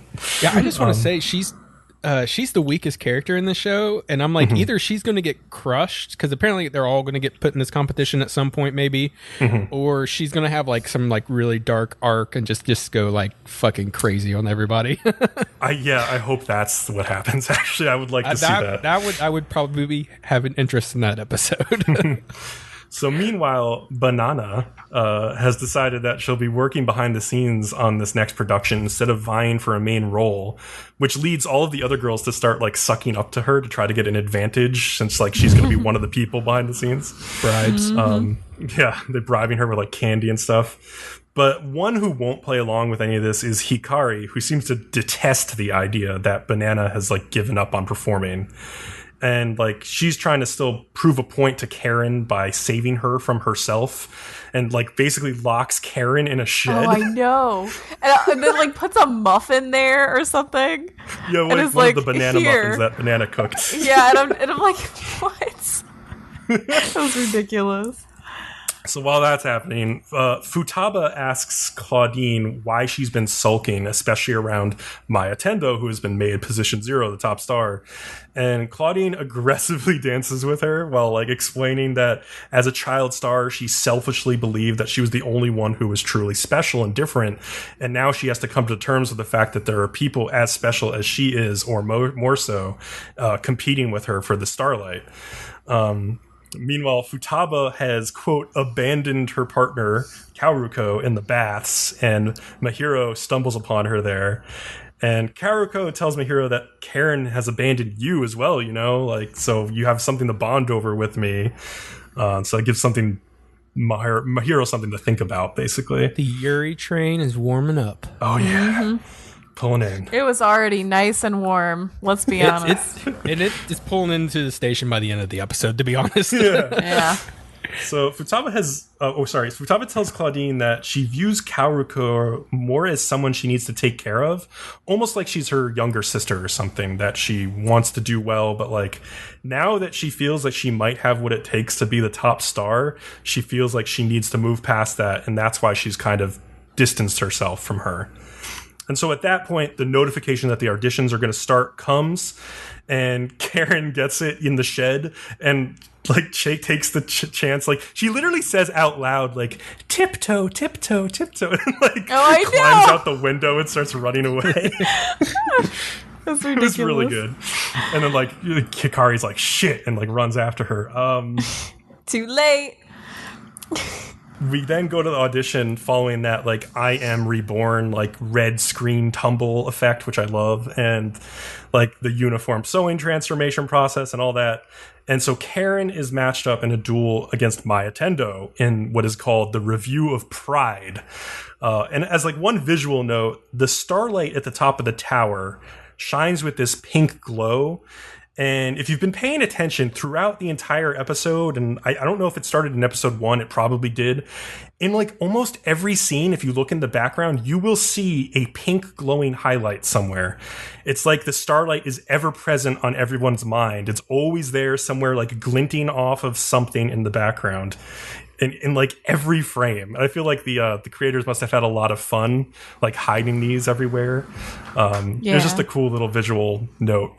So Maya asks Karen, why are you even in this review? And Karen responds like, I want to be a star together with Hikari, because that's her dream from when they were kids. And Maya tells her to be careful what you wish for because she hasn't thought of what she's going to have to give up. And so Maya sings this song about how only one star descends from the heavens and therefore only one girl can become top star. And like Maya has discarded her bond that she had with Claudine so she could become the standalone position 0 that she is. And so Maya and Karen fight. And then also on the side, Claudine and Futaba are having like a smaller duel. And both fights basically end with Maya and Claudine winning convincingly. And both Futaba and Karen come to the realization that they're not even close to those girls' level whatsoever. There's also, during the fight, Karen gets like pushed down the steps and she stumbles into a swan. And this is particularly at a point where like she's trying to reinforce her side of the argument. Like her and Hikari are supposed to be, do this together. Well, of course, the swan has symbolism, and that it's grace and beauty on many levels. It's associated with love, music, and poetry. So I think they were kind of going with the love part there, and then obviously the music part. Yeah, this all represents Maya. Like, even when the stairs form, they form out of like these swans or birds. And yeah, I also liked as like, Karen's like tumbling down, like the steps like change into a trap like ramp that she like tumbles down. And then you just see the perspective of like how high up Maya is like in comparison to Karen. It just shows you how far apart they really are at this point. And so, yeah, the episode ends with an after credit sequence where Karen tells Hikari that like she couldn't even come close to Maya. Like, she was just so surprised. And then Hikari just slaps her and just calls her a baka, like an idiot. And then they stand there in the rain. And there's like this really cool reflection of like they're standing above ground. There's puddles of water. And then you see them, the reflection in their Starlight uniforms in the ground. I thought was a really cool shot. Leo, you also noticed something in the background of the episode. Yeah, in the first 8.5 minutes, there were about 5 flying paper airplanes. Yeah, and I was reading some speculation on that, like on Reddit, and like people were saying, like, okay, so maybe it's. Wait, what? Is that the idea? Is it like their ships, like the different couples, or? Oh, I don't know. Like that's another idea, but. I didn't know. I didn't start counting until about the 4-minute mark, because then at that point I'm like, I feel like I'm seeing lots of paper airplanes. And sure enough, as soon as I started paying attention, we got more and more airplanes. And I'm like, what are they doing with these? Yeah, and like one of them flies into this like Venus de Milo statue, which I think probably represents Maya, because she's like this top star. But like, I don't know, maybe the paper airplane that the girls are throwing around like just represents like how far away they are of like truly being able to fly like Maya can, like the swan, like the beautiful, graceful swan. That's one interpretation, at least. I don't know. It could be something completely different, but it's a cool little thing going on. I like the little things that this show has going on in the background. It's pretty cool. So, episode 4, Promise Tower. The episode starts off with a really smooth series of cuts from Hikari and Karen as children promising each other to seek Starlight together, followed by the slap from the end of last episode. And like when she gets slapped, Karen like startles awake in bed and then sees that Hikari isn't sleeping in their room. And then there's some really fun comedy that comes of that, because Karen just is running around frantically all over the friggin' dorm searching for her. And like a half asleep Juno wakes up and like jumps awake as Karen like invades the room, and she's like searching for her glasses, and you can see them like on a shelf right in front of her, which I've had that happen to me so many fucking times. At what again? Or just like had glasses like right in reach, but I'm like looking all over for them and frantically can't find them. Have you ever knocked your glasses off of the bedside table and then you can't find them and you're like terrified to step down? Yes. Because you're like, I'm going to step on them.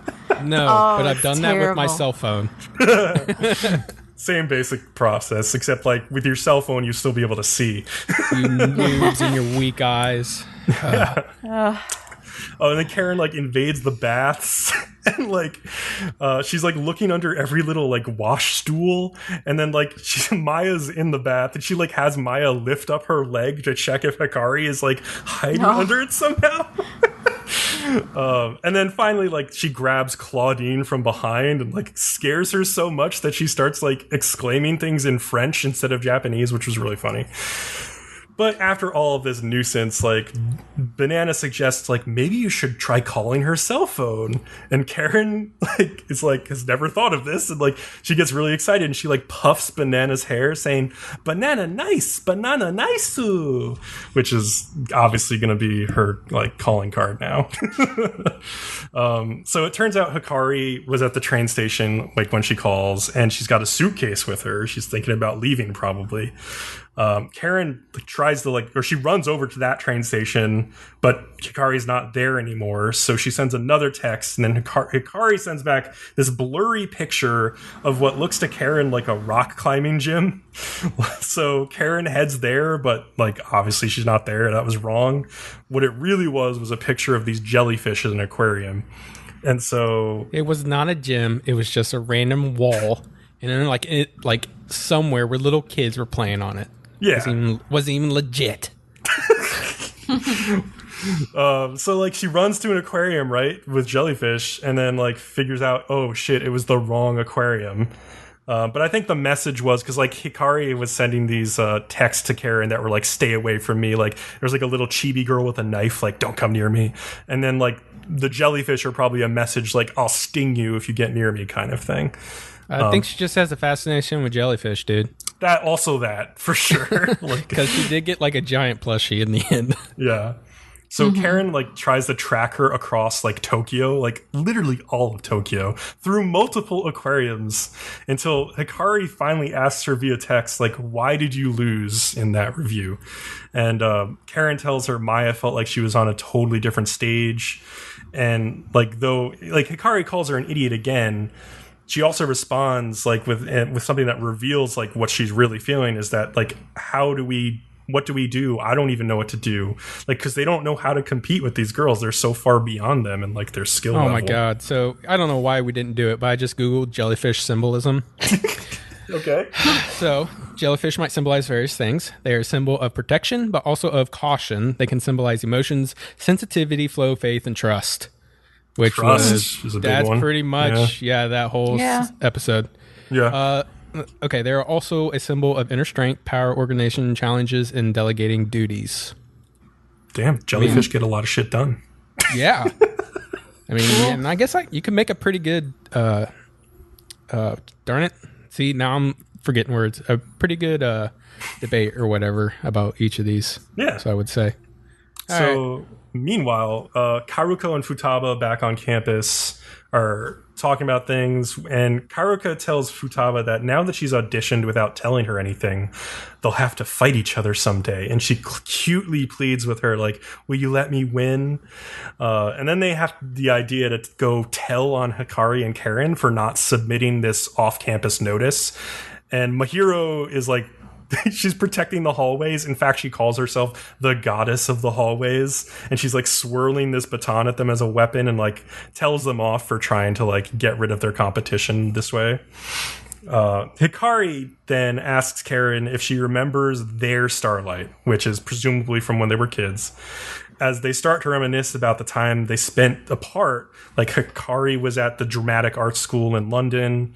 Karen is literally talking with her on the cell phone, running all over Tokyo. She literally ran the entire afternoon, probably until nighttime. She must have burned thousands of calories. She probably stinks to hell. Yeah. She looks great though when they finally run into each other, which is at Tokyo Tower, which is the place that they first made their promise together to reach the Starlight.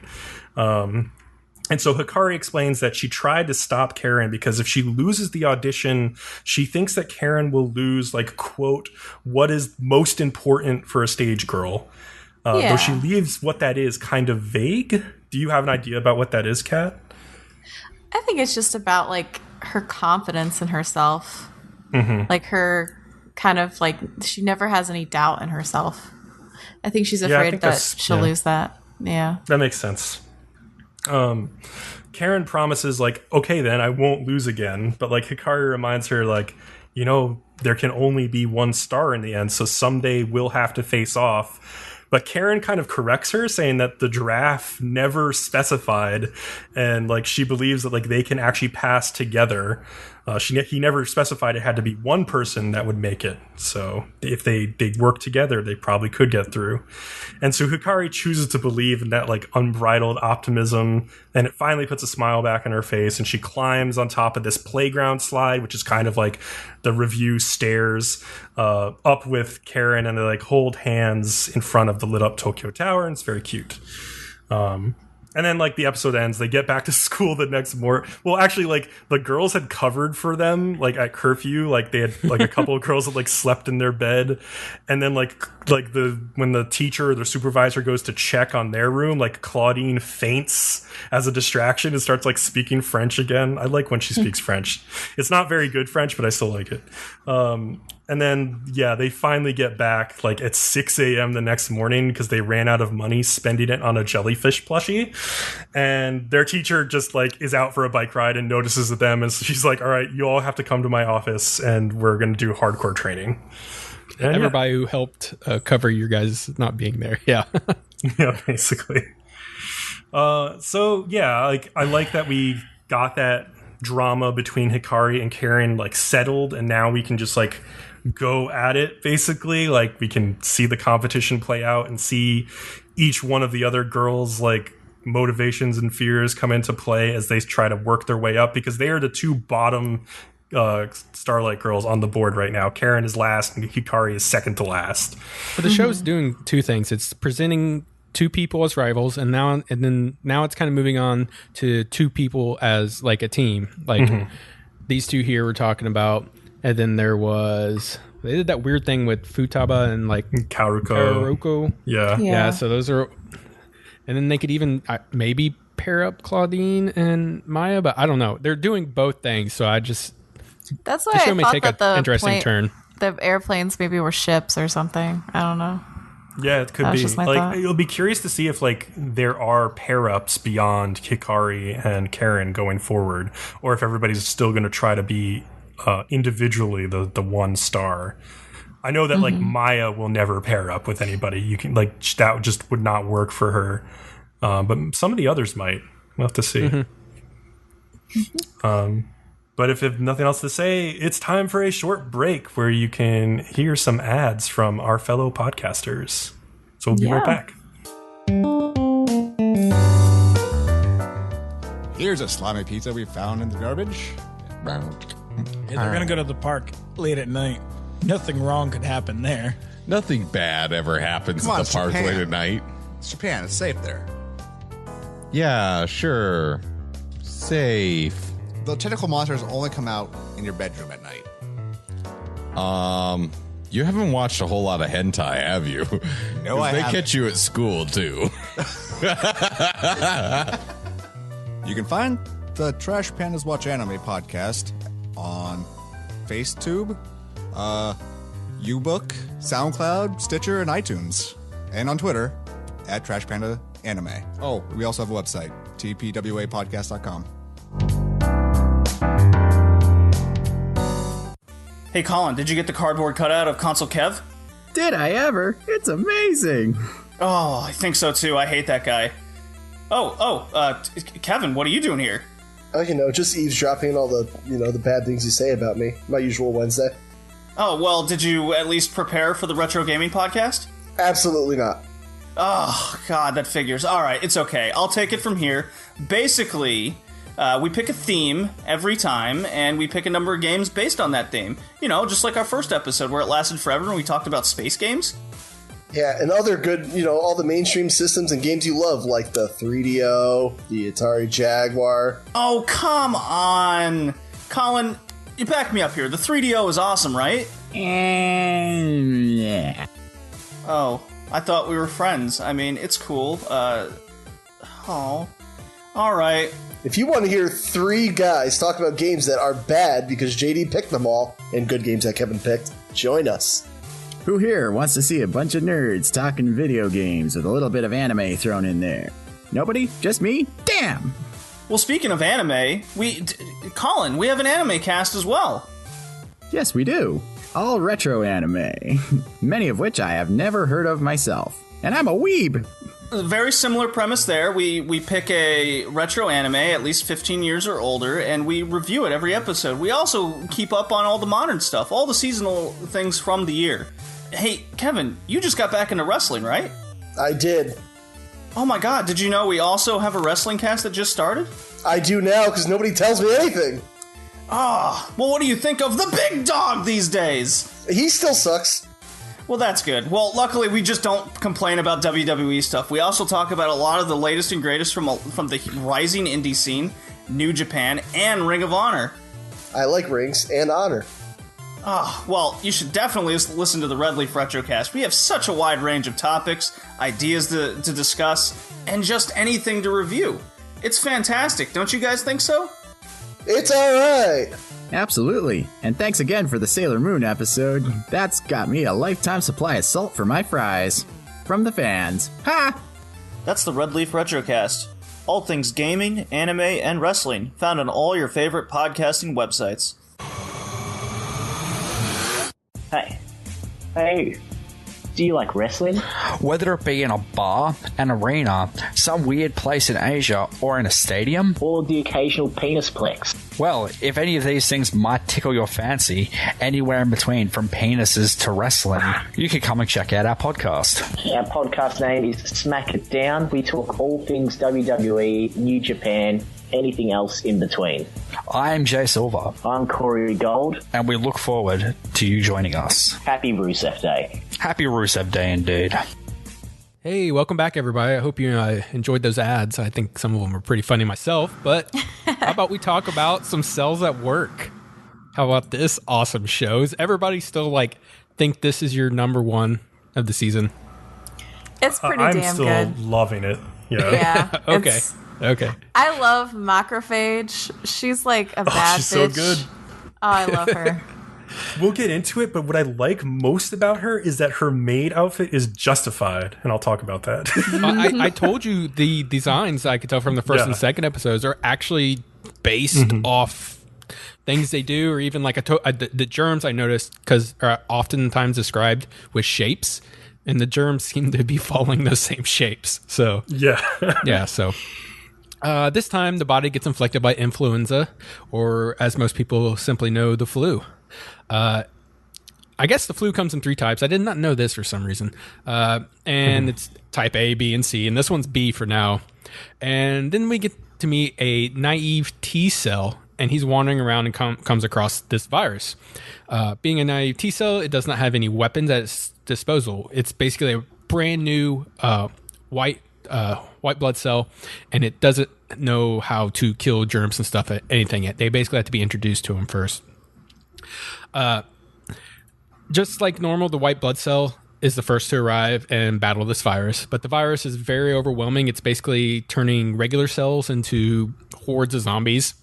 But then fortunately, Bcom's beloved macrophage shows up, and it's also a type of white blood cell and can attack the virus. But what they also do is they function to stimulate the immune system, and it does this by communicating with the dendrite cell that in turn causes naive T cells to evolve into killer T cells that are specifically designed to battle whatever disease is currently infecting the body.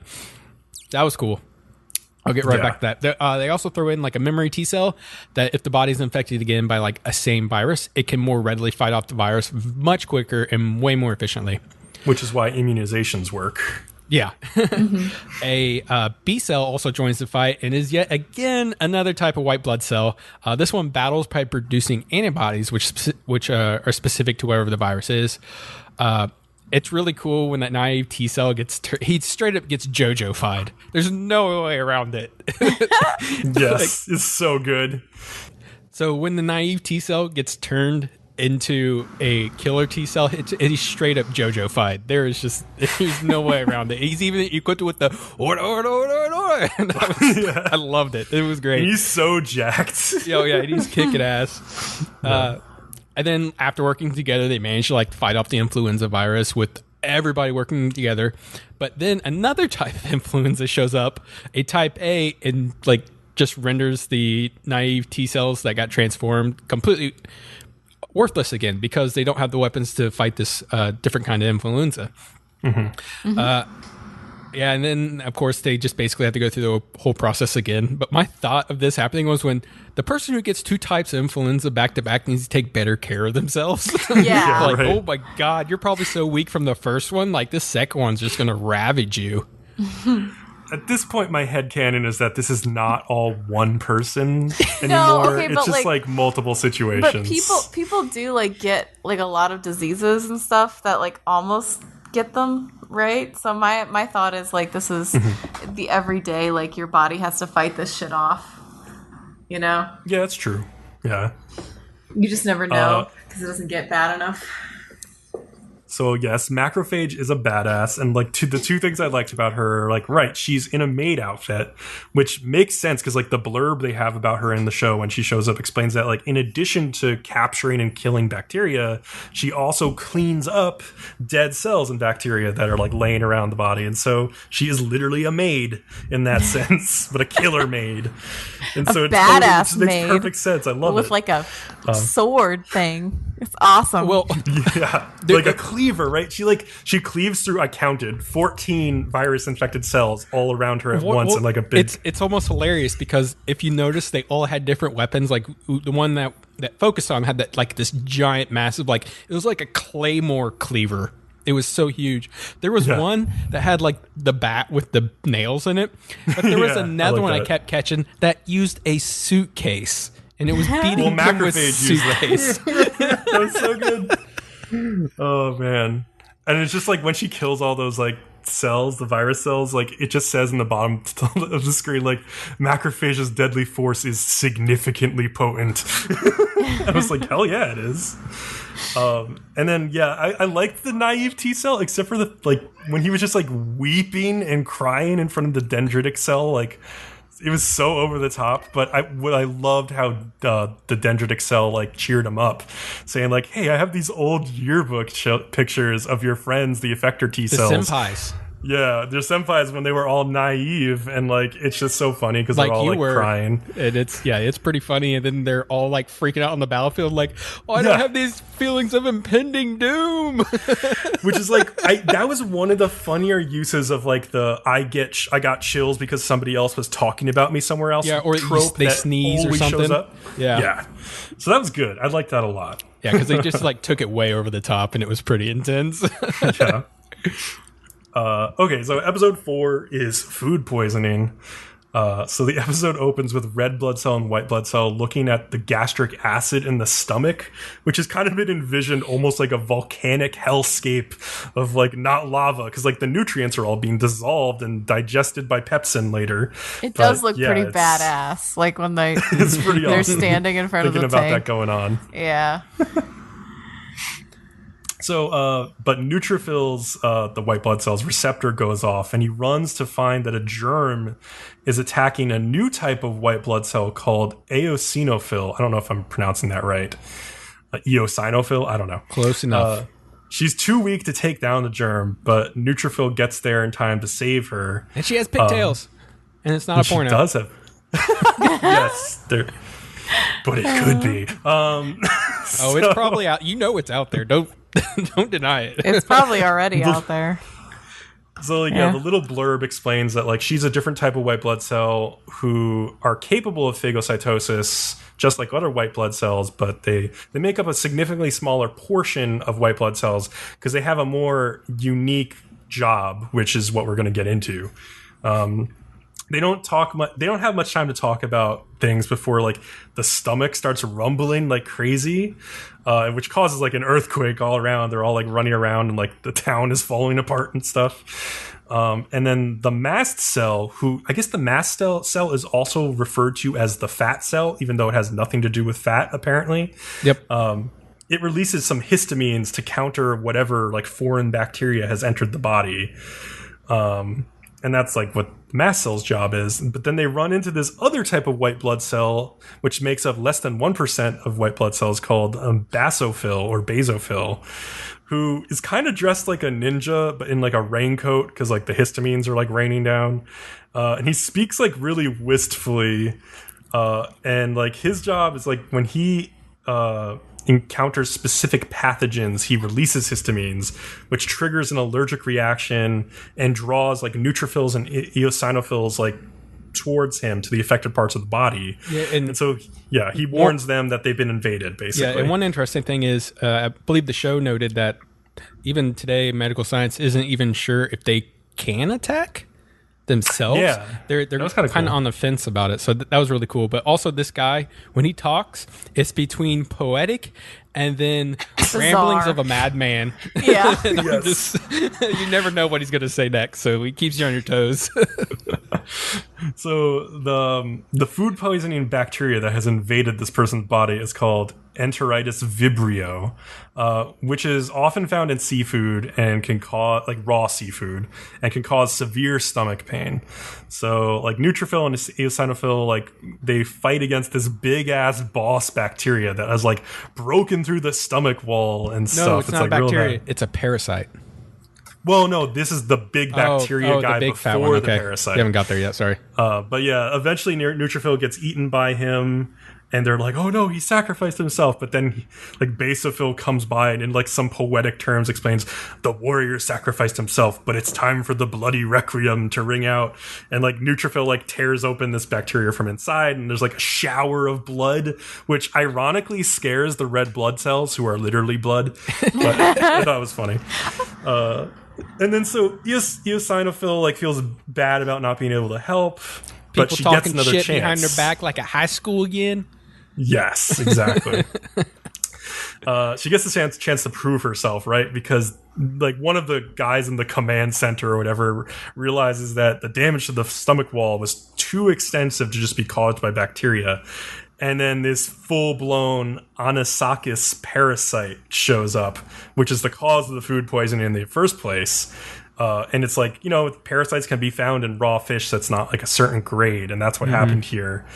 And then like the gastric acid starts leaking out of the like broken stomach wall, which triggers a vomiting reflex. And this is all eosinophil's time to shine, because like her main mission is to kill parasites. So she like leaps into the air with her two-pronged like spear and like rips into it, and like it pushes it back into the gastric juices of the stomach, which like kills it. And like everybody tells her afterwards, like, "You were so cool, Eosinophil Chan," and like she blushes and says like, "Thank you," and it's really fun. And it's like her moment to shine in the sun. It was really cool. Yeah, it was cool. As far as I can tell, the show is definitely still very accurate. I mean, the creator is pulling everything straight from a medical textbook. So basically, what you learn from this, you can pretty much just chalk back in your memory, because it's been true so far, from what I can tell. Interesting. No need to go to medical school. Just watch anime. Yeah. I honestly watch this and do think to myself, like, this would be a good way to teach people. So yeah, on Sundays we got Asobi Asobase Workshop of Fun. Kat has the first episode.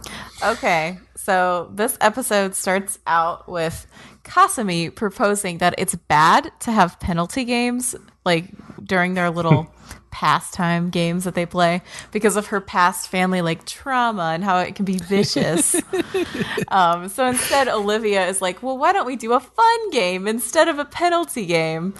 And they're like, "Okay." And then she comes up with some bullshit. I've never heard of this. She says it's from America and it's like a penalty game that people play. None of us have heard of this, right? None of us have heard of this. She's fronting that she's still an American. Well, So, yeah, I know, but she's making this shit up. She's definitely making it up. So she claims like there's a game where you have to sniff the loser's armpit. So they're like, okay, and at first it's not so bad because like, they don't stink or whatever. And then they get to Olivia and they have to sniff Olivia's armpit, and like they're like, "Oh, apocrine sweat glands," which basically means she has BO. And like, okay, Bcom and I thought about this, and like, aren't they basically saying that foreigners stink? Isn't that what they're basically saying? Filthy gaijin. We're just filthy white people in our disgusting BO. Yep, pretty much. Oh my gosh.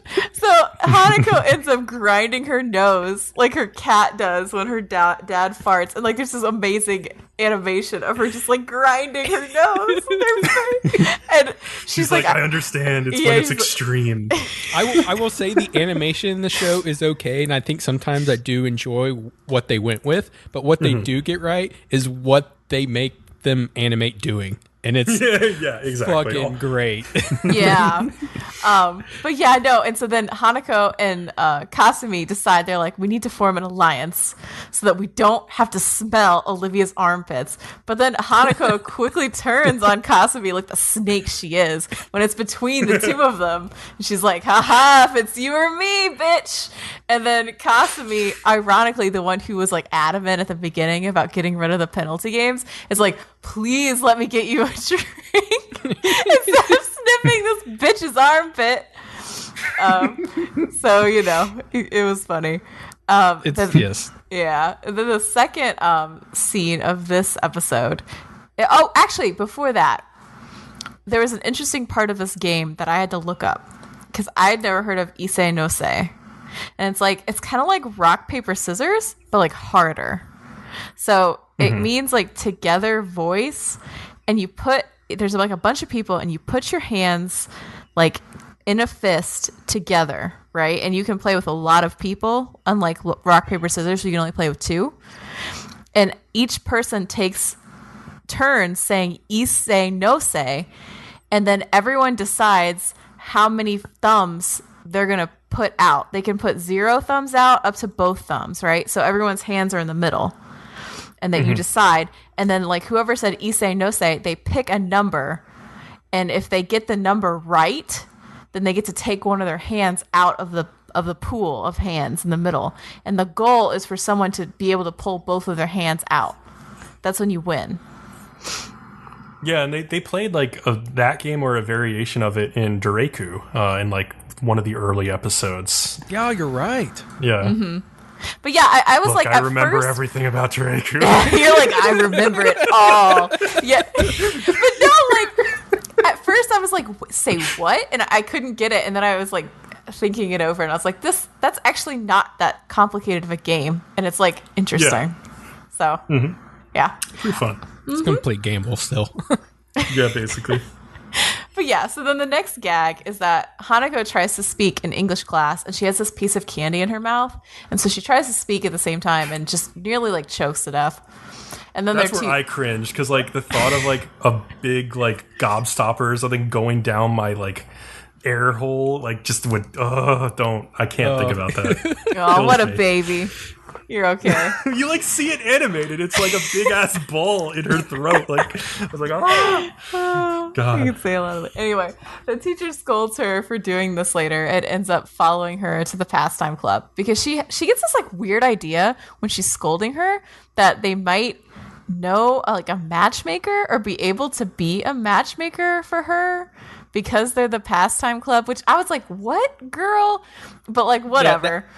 Yeah, I think that was just something that was like lost in translation to us. I think that must be what it was. So apparently she has like, gone to all girl schools and taught at all girl schools like her whole entire life. And so she's like, doesn't know about dudes, and she's desperate to get a boyfriend. And so she's like, she says she's afraid of them, but she really wants them. And I was just kind of like, you sound kind of thirsty to be afraid of them. Well, it's like, it's not mutually exclusive, right? Because like you can be afraid of interacting with like people of the opposite sex, but still like really want a girlfriend or a boyfriend. Yeah, it makes sense to me. But yeah, so then the three of them like sensing just this absolute sucker, like pull one over on this teacher like hardcore, and they end up stealing her Twitter username and password, and they just ask her for the password, and she's like, oh, I'll give you my password. No, they make one.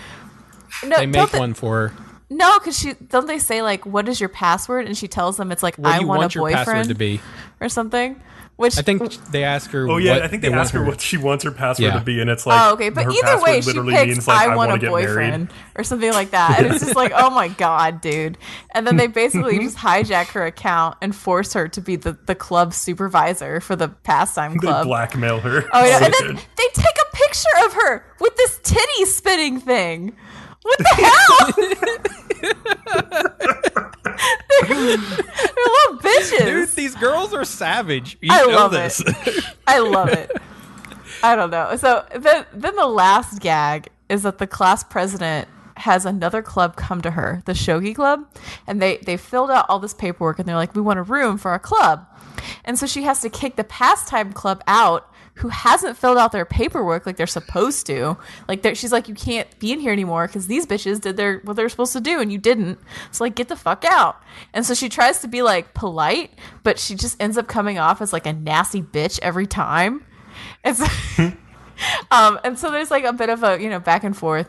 And then one of the girls tries to negate the to negate the shogi club taking their room, and I can't remember which one, but she says something like, shogi is a game where you fire lasers from your butt, so it's not safe to play indoors. And I was like, what? And I was like, this must be lost in translation. I tried looking that up. I don't know what the fuck that is. You should have just kept watching. That's funny. You have to keep watching, yeah.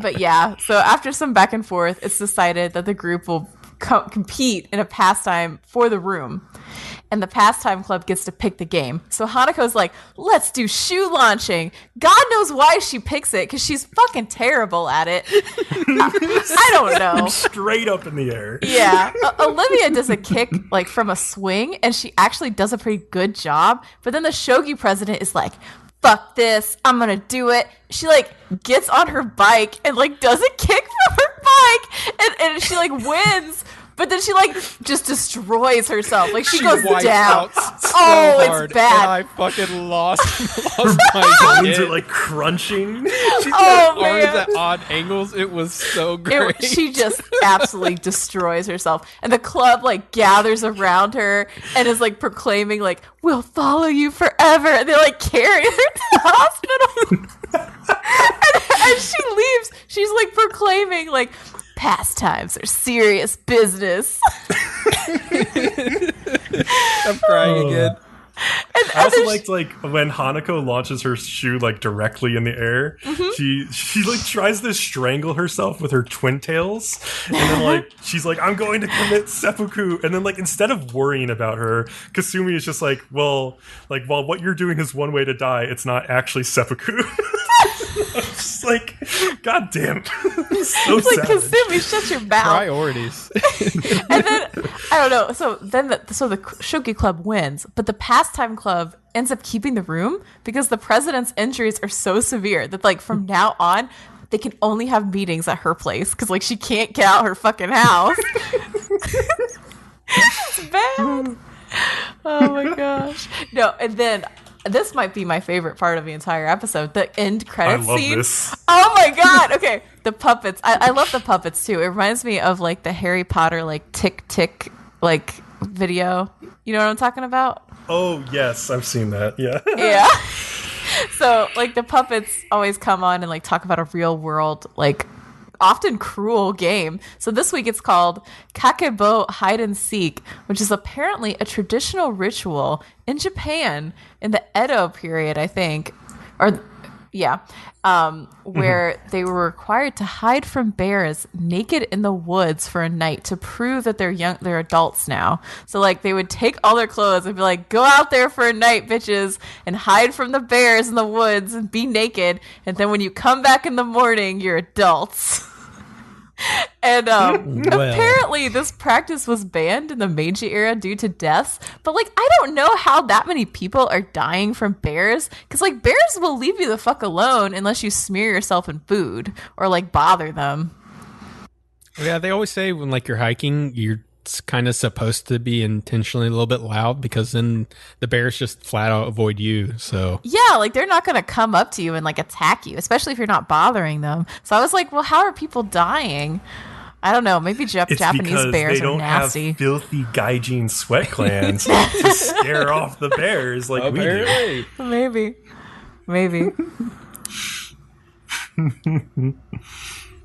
Anyway, yeah, that episode was really fun. So good. Yeah, it was fun. I am going to read the title to the 4th episode because it really caught my attention before I watched it. You're like, you read this title and you're like, I'm in for something great. So, episode 4 is called Lower Body Lasers, Pots and Kettles, Illegal Occupation, and Butt Play. And I read this and I was like, oh man, what am I in for this episode? So, Kat's new man crush is named Maida, who is also Hanako's like butler or something. And apparently he's adored Hanako since she was very young. And when she was young, she also basically just like looked up to him and always asked him questions and stuff. And one time she asked him, how do you play shogi? And he didn't want to tell her he didn't know. And he didn't know the rules himself, so he's just going to make something up. So he says, shogi is a battle where you fire laser beams from your butthole. And then he demonstrates it and fires a laser beam from his butt through the roof. Little Hanako... Yeah, this is insanity. Little Hanako loves his butt lasers and asks for him to do them like all the time. Like, I can't go to sleep until you fire your butt laser. And just on and on and on. And then I guess this happened all the way up until about a week ago. And now she's just disgusted by it. And she says things like, I'll pay for it to get it fixed. And she's like just totally looking down on him. And then poor guy. Just one day it's raining. The girls are in their, club room. And two of them forgot their umbrellas. And that's when Maida shows up with one for Hanako and just scares the bejesus out of them. He's just like, right here, miss. And they're like, holy shit. And this is when we find out Kasumi has a phobia of men. And then like they take the umbrella he was using to get there and the one he brought for Hanako and just like leave him in the room by himself. And then like on the way back they have this conversation and Kasumi, she's like, oh, I was told that when men get excited, they fire beams from their crotch, which is why I'm afraid of them. And Hanako's like, oh, no. They fire them from their butts, and sometimes it wrecks your roof. Yeah, just like, obviously. What? Oh, man. So in the second part, we start off with a sensei this time. She's hanging out with her girlfriends, and one of them also works at like an all-girls school, and I guess this is like a really prestigious one and all that stuff. And she finds out that sensei is, the supervisor to a club about pastimes, and she says she can have her meet a girl at her school considered one of the 4 lords of pastime. And then like the next day, sensei tells the girls, and they like roast her friend about it. They're just savages. And then, like, her friend calls and says she is sending that person over. The girl arrives and is, like, straight up a gal with this, like, an over-the-top amount of makeup on her. It's just wacky. So I had a little bit of an issue with this because, like, not only does she show up with, like, this weird, like, tribal face paint, they also play this, like, tribal music behind her. And because of the way the makeup is done around her eyes, where it's a lot pinker because it's, like, skin colored, like, I know they're going for, like, weird gyaro girl, but it really came off like blackface. Like, so I was like, oh, this is, like, an uncomfortable character to watch. Well, but, like, gyaro girl does kind of look like blackface. Yeah, they do. To be fair, yes. Yeah, they are really, like, either super tan or they cake the makeup on them for real. Yeah. So, the girl, also, I say she's like, okay, the girls probably assume Sensei's friend got it wrong, and what she actually meant to say was one of the 4 lords of pleasure.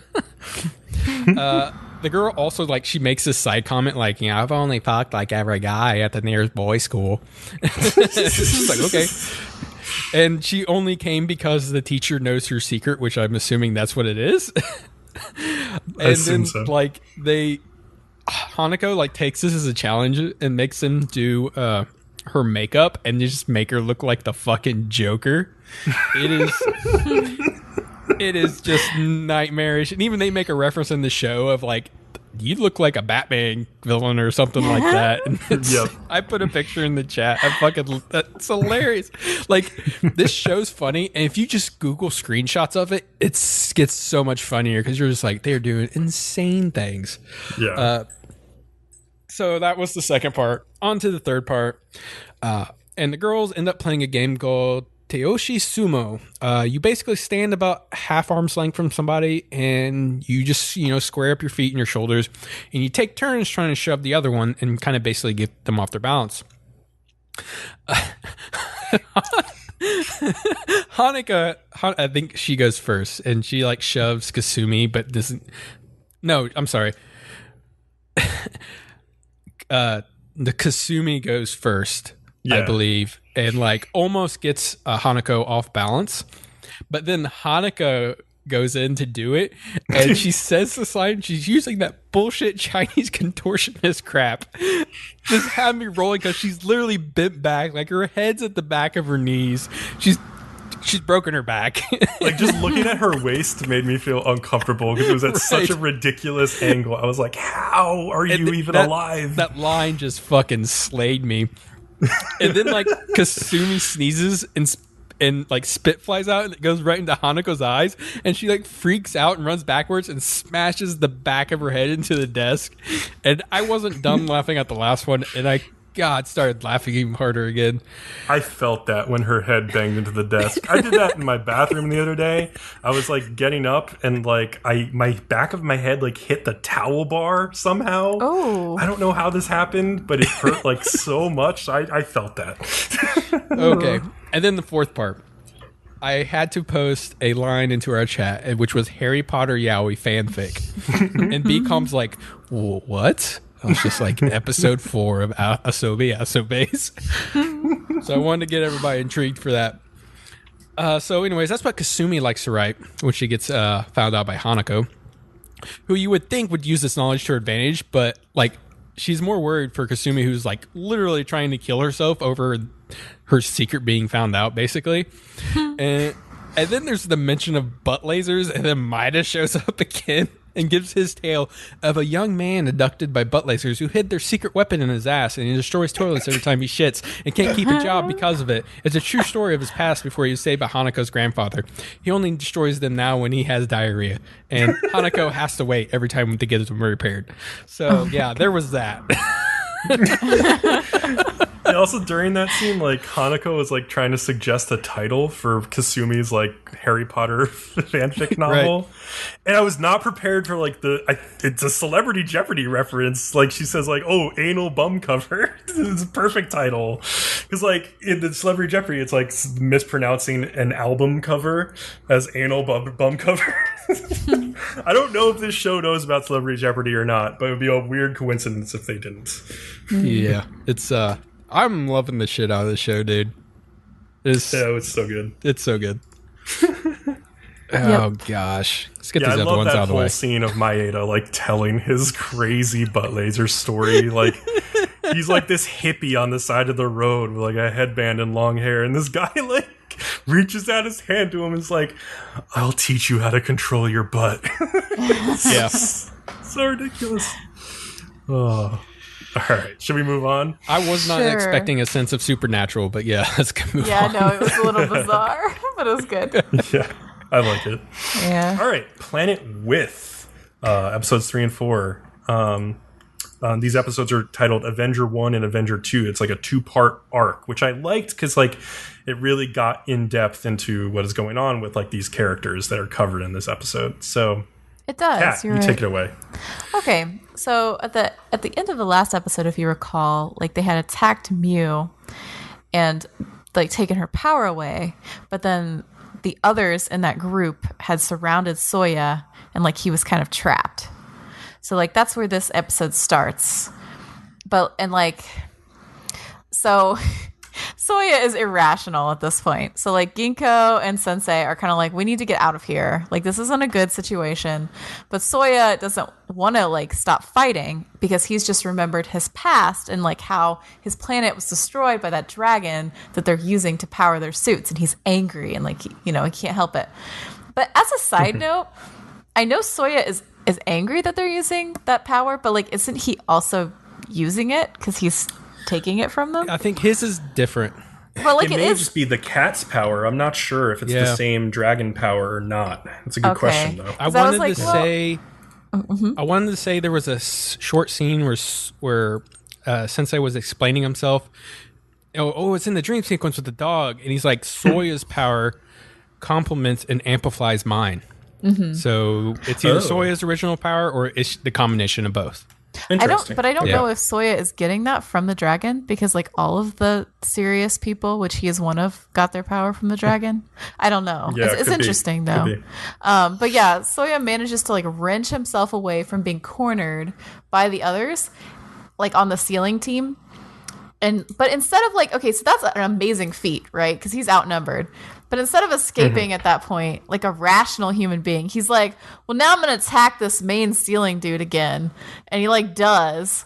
And the ceiling boss is like, oh, bitch, you done tried the wrong bitch. And he like uses like Thor hammer. And like the entire mountain like has like a line through it. He just destroys it. It's crazy. Melts it away. Yeah, and I don't know. I think this wises Soya up a bit, and he's like, oh, I done fucked up. And then, like, I don't know. The whole battle scene is not great animation. Like, it's very 3D. It kind of weirds me out sometimes when I'm watching the battle scenes. Like, it's fine. Like, I've seen worse 3D. Like, I'm not going to, like, hate on it that much. Like, yeah, I think hate it. It's okay. It's a little muddy sometimes, though. Yeah, I don't hate it. It's just a little weird, but, like, it's not terrible. Okay, so, but then they go to the scene after the laser gets fired, which just cracked me the fuck up. The sky starts glowing. The cat sensei starts making these like vaguely serious yet like ridiculous noises, like and like like what? And a giant cat head, then body, like appear out of the sky and just like eat Soya and the cat sensei. And then it just like sits on the ground and is like, yep, I'm sitting here. And then the ceiling team burps and then like scratches himself. This giant cat thing. And he's just like, I'm here now. And the ceiling team is like, oh no, not a giant cat from the sky. We have to retreat. Like, even though the cat thing, and you find out later it's a ship, it's just sitting there. It's not like they're in danger. I don't know. It's just, it's ridiculous. So then the next scene is like a dream sequence. And you see the cat sensei like standing on this weird stage, and he's like standing across from this like white dog thing. And the white dog thing is like, letting a serious child like boss you around is a major insult to the honor of like, and I can't hardly say it, like Kigurumians. And I believe that's like their race. Yeah. Mm-hmm. Which I assume relates to the Japanese like kigurumi, which are like those little like animal pajama things that you wear sometimes. Maybe. So I feel like the kigurumi races are made up of like these animal species, like, well, the cat and dogs, as far as we know. But, yeah, as far as we know. I don't know. But and then Sirius, and then the white dog goes on, and it's like Sirius's desire for conflict drove them to that evolution of power and like destroyed them. It was going to happen. And then Generalissimo, which is like the sensei's other name, and they also go into like these nicknames for the two of them, where like they call the sensei like pacifist of chaotic black, and they call the white dog like sealer of fastidious white, which is interesting. But yeah, so the sensei seems to blame himself for the Sirius race dying out. Like, he seems to feel like he could have prevented it, but he didn't. And the white dog is like, if you had just let us seal them, which basically means like they're not going to evolve anymore ever, but like they're not going to kill themselves, right? Then they wouldn't have died. And Generalissimo was like, no, I feel like I could have talked them out of doing what they did if I just tried harder. So it's an interesting dynamic.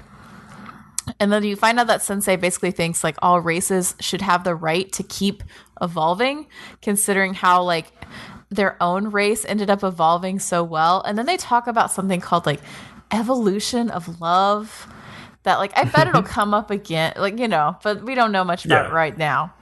And then all the while, as this is playing out, like in Soya's dream, like on the stage, and I'm assuming the reason it's like this is because they're mind melded, and that's what's going on here.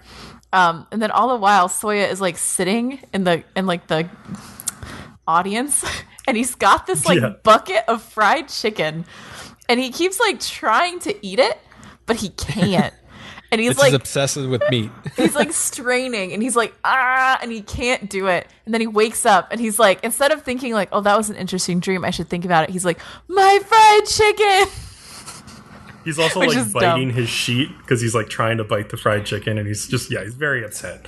Yes, but yeah, what did you guys think of that conversation? Like, you have any thoughts? Well, Yeah, I think we talked a little bit about it in our impressions episode, but yeah, it's really interesting that we have like these two factions. Like the cats want to give like humans a chance to find the path of love, but like the dogs are like, no, it's too dangerous. If they go down the path of like power and destruction, like it'll be too late. We won't be able to seal them away. So it's like, yeah, this philosophical like battle between the two species of nebulans on like how to handle this humanity situation. So, yeah, it is interesting. What about you, Leo? Any thoughts? I mean, it's just more details into what these two sides actually think about what they want to do. I mean, that's what it was pretty much to me. Yeah. Okay. More or less.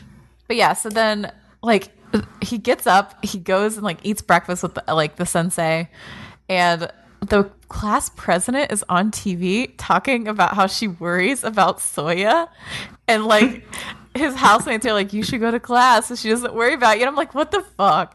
But like, so he gets up and goes to class and meets up with the class president, who forces him to come with her to the occult research club, which trope number 1, occult research club. How many fucking anime do you know that have occult research clubs?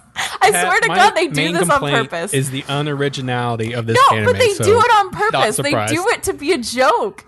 They do it to be so? Like, I think they so. Do. I think they do it on purpose to like fuck with you, like to like poke you. Because then they pull out, we needed another member of our club was going to close. And it's totally satire. It has to be satire. Like, and it's hilarious to me. I don't know. I'm just further adding to my list. And then a guy named Nezuya comes into the occult club, and apparently he's like a former member of the club who graduated, and he's also part of the sealing team. So then the class president explains that although he's wearing a school uniform, this is just his cosplay since he's already graduated. Like, he just acts really strange. And then at one point, he starts balancing his shoe on his foot in this like really weird dance, and I'm just like, what the fuck is this dude doing? Like, I don't know. This guy is bizarre. And so they, you know, you have this whole scene with them in the occult research club, and then there's another attack. This time with like these weird upside down baby float things. So, and they have like on their diapers, they have a picture of the dog guy's face. Yeah, which was weird. I'm trying to figure, like, I think you ask later in this, like, who is sending them? Is it like the cats or the dogs? Yeah, because like, dogs. Okay, it could be either one. I think it's the dogs, yeah. Because like, I was thinking about this, and I'm like, but if it's the dogs sending them, then why are the dogs like encouraging them, like these other group to fight them? Like, is it that they're kind of like playing one over on them, and that they're trying to get them to fight them so that they're effective? Like, what is it? Well, maybe the happening? Dogs. I don't know. That's a really good question. Like, yeah, maybe the dogs have some like ulterior motives as well. Maybe they're playing both sides somehow. I'm not sure. Yeah, because like, what is the goal of these things? Like, what are they supposed to do? Because like, we get clues, like it's some sort of psychological weapon, but like, we don't really know what the fuck they're doing. Well, I think it's supposed to subdue them because, like, they experience these illusions, right? Mm-hmm. And then they get trapped inside, and you're supposed to just, like, be so happy or so crushed by the emotional experience you have on the inside that you're supposed to just stay in there in, like, sort of like a coma of, like, happiness or whatever. But, like, these, like, warriors usually do make it out. But then when they do, the cat and, like, you know, Soya collects their power from them. Mm-hmm. So I don't know. I guess that could be choosing the path of love when they make their way out of each one. It's a little still vague though, but yeah. Yeah, it's weird. And then like at the end when they defeat this one, I guess Nezumi like doesn't defeat it. Like he's trapped in there still, and that's why he's floating. Because at first I was kind of like, huh? And then I guess that makes sense. But yeah, well, Nezuya is trapped in there because like. Yeah, he saw all of those.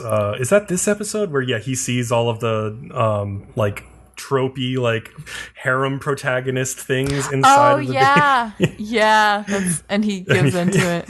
Yeah. Yeah, he's happy to be in there, and so that's why he stays in. Yeah. Okay, that makes sense. But yeah, no, I love all the bizarre references in this anime. Like the continuous like upskirt shots of dolls. Like they did it again this episode. I loved it. And the Soya like strangely being unable to eat meat. I'm like waiting when he's gonna finally eat like a piece of meat and like what the fuck is gonna happen. Like maybe it'll never happen, but I think it's gonna be ridiculous. Like I don't know. Maybe he'll like transform into his true look or something like that because he's an alien. Yeah, I think he'll like transform into a dragon or something. I don't know. Oh, become the thing he hates. Maybe. I don't know. I have so many thoughts about that. But yeah, no. I love this anime. It's just bizarre, and I love things that are a little bizarre. So yeah, me too. Bizarre. Okay. That's not something I would describe it with, but you're entitled to your own opinion. There's a cat spaceship that came to Earth, and the cat eats a boy so it can fly it as a mech. And then they kill people with a Giga Cat hammer because they have dragon dust around their necks. This is all bizarre. It's bizarre. The weapons are the most bizarre things you've ever seen in your life. They're like weird hand, like things. Like, how can you say that's not bizarre? Feels like I've seen a lot of shit before. I've seen a lot of shit, and I'm trying to think of this guy's name. He's got some YouTube videos, and like he does stuff like that, but it's really crazy looking. And his name's on the tip of my tongue, but I can't think of it. Oh, interesting. Well, while you think of that, I'll jump into try to episode figure it out, 4. Yeah. Okay. So while Harumi was able to break out of the nebula weapon at the end of last episode, Nezuya, like I said, fell prey to its charms. And I was like, can you blame this guy? Like, he gets presented with the choice of being the only guy to attend Pretty Girls Academy, or he can become a super popular idol producer.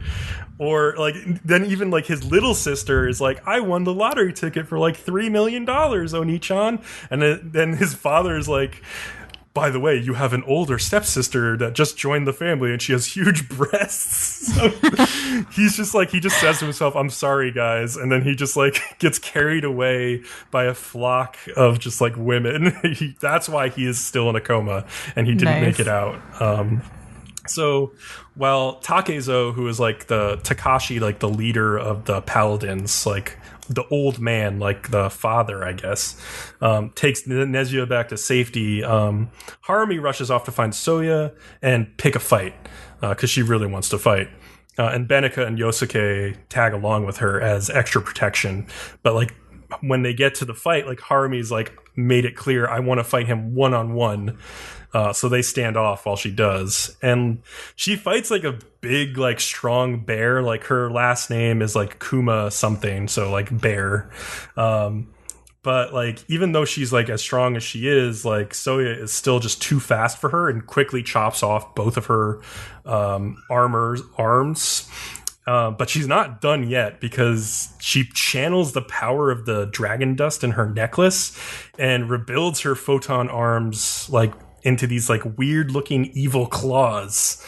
However, it took a lot out of her to do that. And so she has a flashback then of this time when Mew lost like a match at their judo tournament, and like she was like just reassuring her, and she's like, I'll avenge you by winning my next match. And like Mew is like watching her and like rooting her on during that match and like gives her the strength to like destroy her opponent. Clearly, like Harumi is like clearly in love with Mew, like very much so. Oh yeah. Jesus. Yeah. Yuri flags everywhere. Not even a question. Yeah. So in order to fend off like Soya's attacks, she needs to unleash even more power though, but it gets out of hand. Like she loses control of this power. And like Ginkgo is explaining it a little later, and she's saying like her psychic powers meld with the dragon power inside the vial. And her armor transforms like completely into this living, breathing dragon that she's inside of. Like Hasone Tomaso-tan, hey, we did it. We're back. Okay, so the dragon rampages and like unleashes this blast that destroys part of the city. I really like the sound effects of like the dragon's like breathing fire laser beam or whatever, and like a lot of the attacks in the show. I like the crazy sound effects that they do. But But yeah, because of this like unprecedented threat, and because they want to save Harumi, who's being swallowed by this dragon, like Benika and Yosuke ask for Soya's help, and they team up to try to take down the dragon. But because it's flying at range and shooting at them where they can't get to it, Soya's like, all right, this is bullshit. Like, Sensei, isn't there any way you can fly? And Sensei is like, well, that was a trump card. Or, you know, Ginkgo's translating. I didn't want to use it, but there is a way. And so, like, they contact the spaceship, like the big cat, and it fires out a can of Cosmos Matanbi Z, which is an adult alcoholic beverage. And then they just like eat it, like can and all, like the cat mech eats it. And like Ginkgo's like, well, that's called cat doping, and you're going to have a shitty hangover tomorrow. But what's regardless, a hangover? yeah.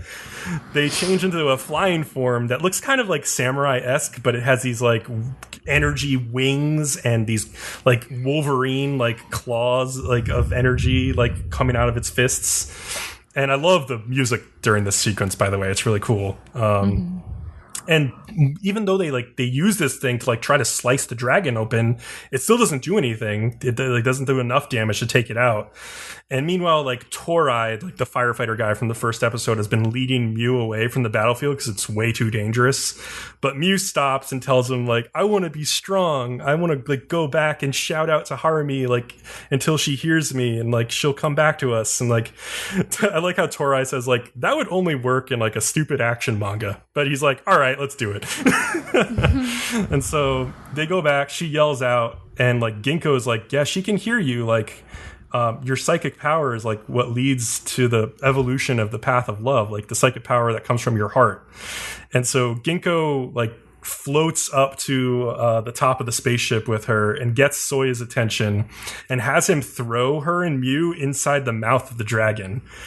And like Mew like flies right into like Harumi's arms, and like I was laughing because Ginkgo misses like wide left, and she's like upside down and like splatted against a wall in the background of the scene, but that's not very important.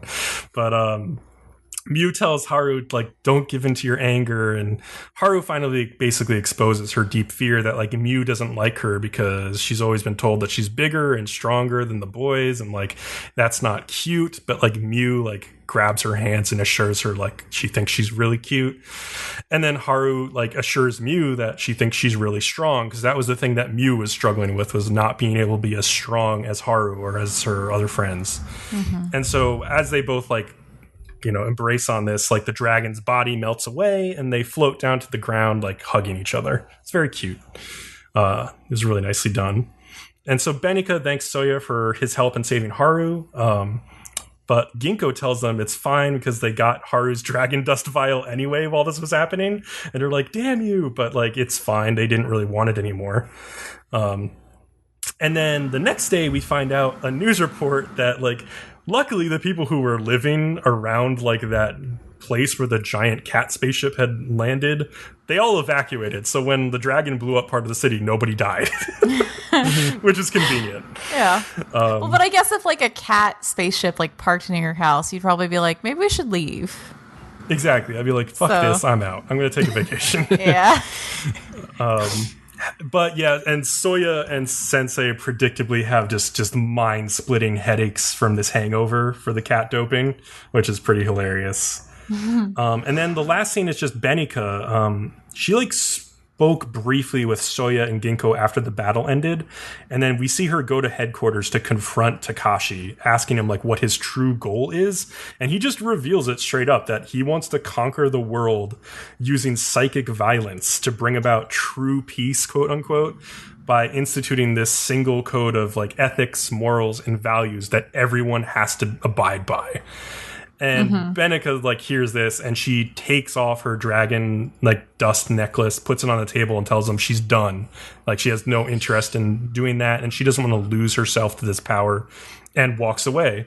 And so I thought that was really interesting that they actually like had a character. Like you would expect like, oh, we're just gonna like see Benika fight in the next episode or Yosuke, but instead like they changed it up. Like they found that like, hey, this guy is not, you know, what we thought he was. And, you know, maybe Benika and Yosuke will end up fighting for some reason anyway, but I liked that was a little bit of a twist there. I did too. It was good. And yeah, I thought they kind of clarified one of Leo's questions from the Impressions episode about like how he felt that like Hideo and Miyu, when they in their episodes like were following the path of love, and like he didn't really get like you didn't really understand like why Ginkgo and Sensei's faction were fighting against them. I felt it's clear now that if they lose control of themselves, they follow the path of power, like Harumi did. Like she lost control of her power. No, I was honestly a lot happier with this episode than any of the episodes we've seen up to this point. Yeah, for sure. Yeah. Having Harumi lose control of her powers, it just showed that the gift of hers has a dark side to it. So like you said, it's probably the side of the power, I guess. But I did find the guy I was talking about. His name's Cyriak. It's Cyriak. And if you've seen his videos, those creature things don't bother you at all. So I put 2 of them in the chat. One of them's a weird one, and then the second one's actually kind of cool. The videos are called Walks of Life and then Cycles, if you want to check them out. There's teddy bears. I don't know. That sounds like some fucked up shit. It is. It's the same type of unsettling that you get in this show for sure. Yeah. That's why, like, when Kat said that, and I'm like, I'm not bothered by it. Let me find this guy, and you'll know why. So yeah. Yep. All right. I guess we can move on to the next show. All right. You know, I made a prediction when I said Kat talked to her household appliances like they had feelings. I was seeing the future, and it was this show. You fucking bitch. All right. So like this show, this is We Rent Tsukumogami. It is not going as great as I wanted it to go. However, occasionally you do get interesting little tidbits, which is like partly what I like about it still. But like, a lot of it is much more gossipy than I thought it was going to be, which irritates me. So at the beginning of this, come on, that's how they solved the crimes or mysteries in the first 2 episodes. Well, but the first 2 episodes were way more interesting than these 2. They were like real things. Like this is more just like so and so said to so and so this thing, like, and then we found out if it was true. So at the beginning of this episode, Oko is buying items from that girl that is like getting married to Katsaburo from the first episode. I think her name is Sanae. So Sanae's mom wants her to get rid of some of that stuff, and that's why she's selling it to Oko, because she believes her daughter is like childish, needs to grow up before she gets married. Which, honestly, I kind of agree with her, because like Sanae acts like a little bitch. But it also feels like she was been kind of sheltered, so she's not at all to blame for the way she turned out, I would say. It's still annoying. I don't know. Like, so Oko has to explain the idea of a rental shop to her, because like she can't understand it, because she's just like, why don't people just buy things if they need them? And I like want to reach out and like hit her in the face and like flick her.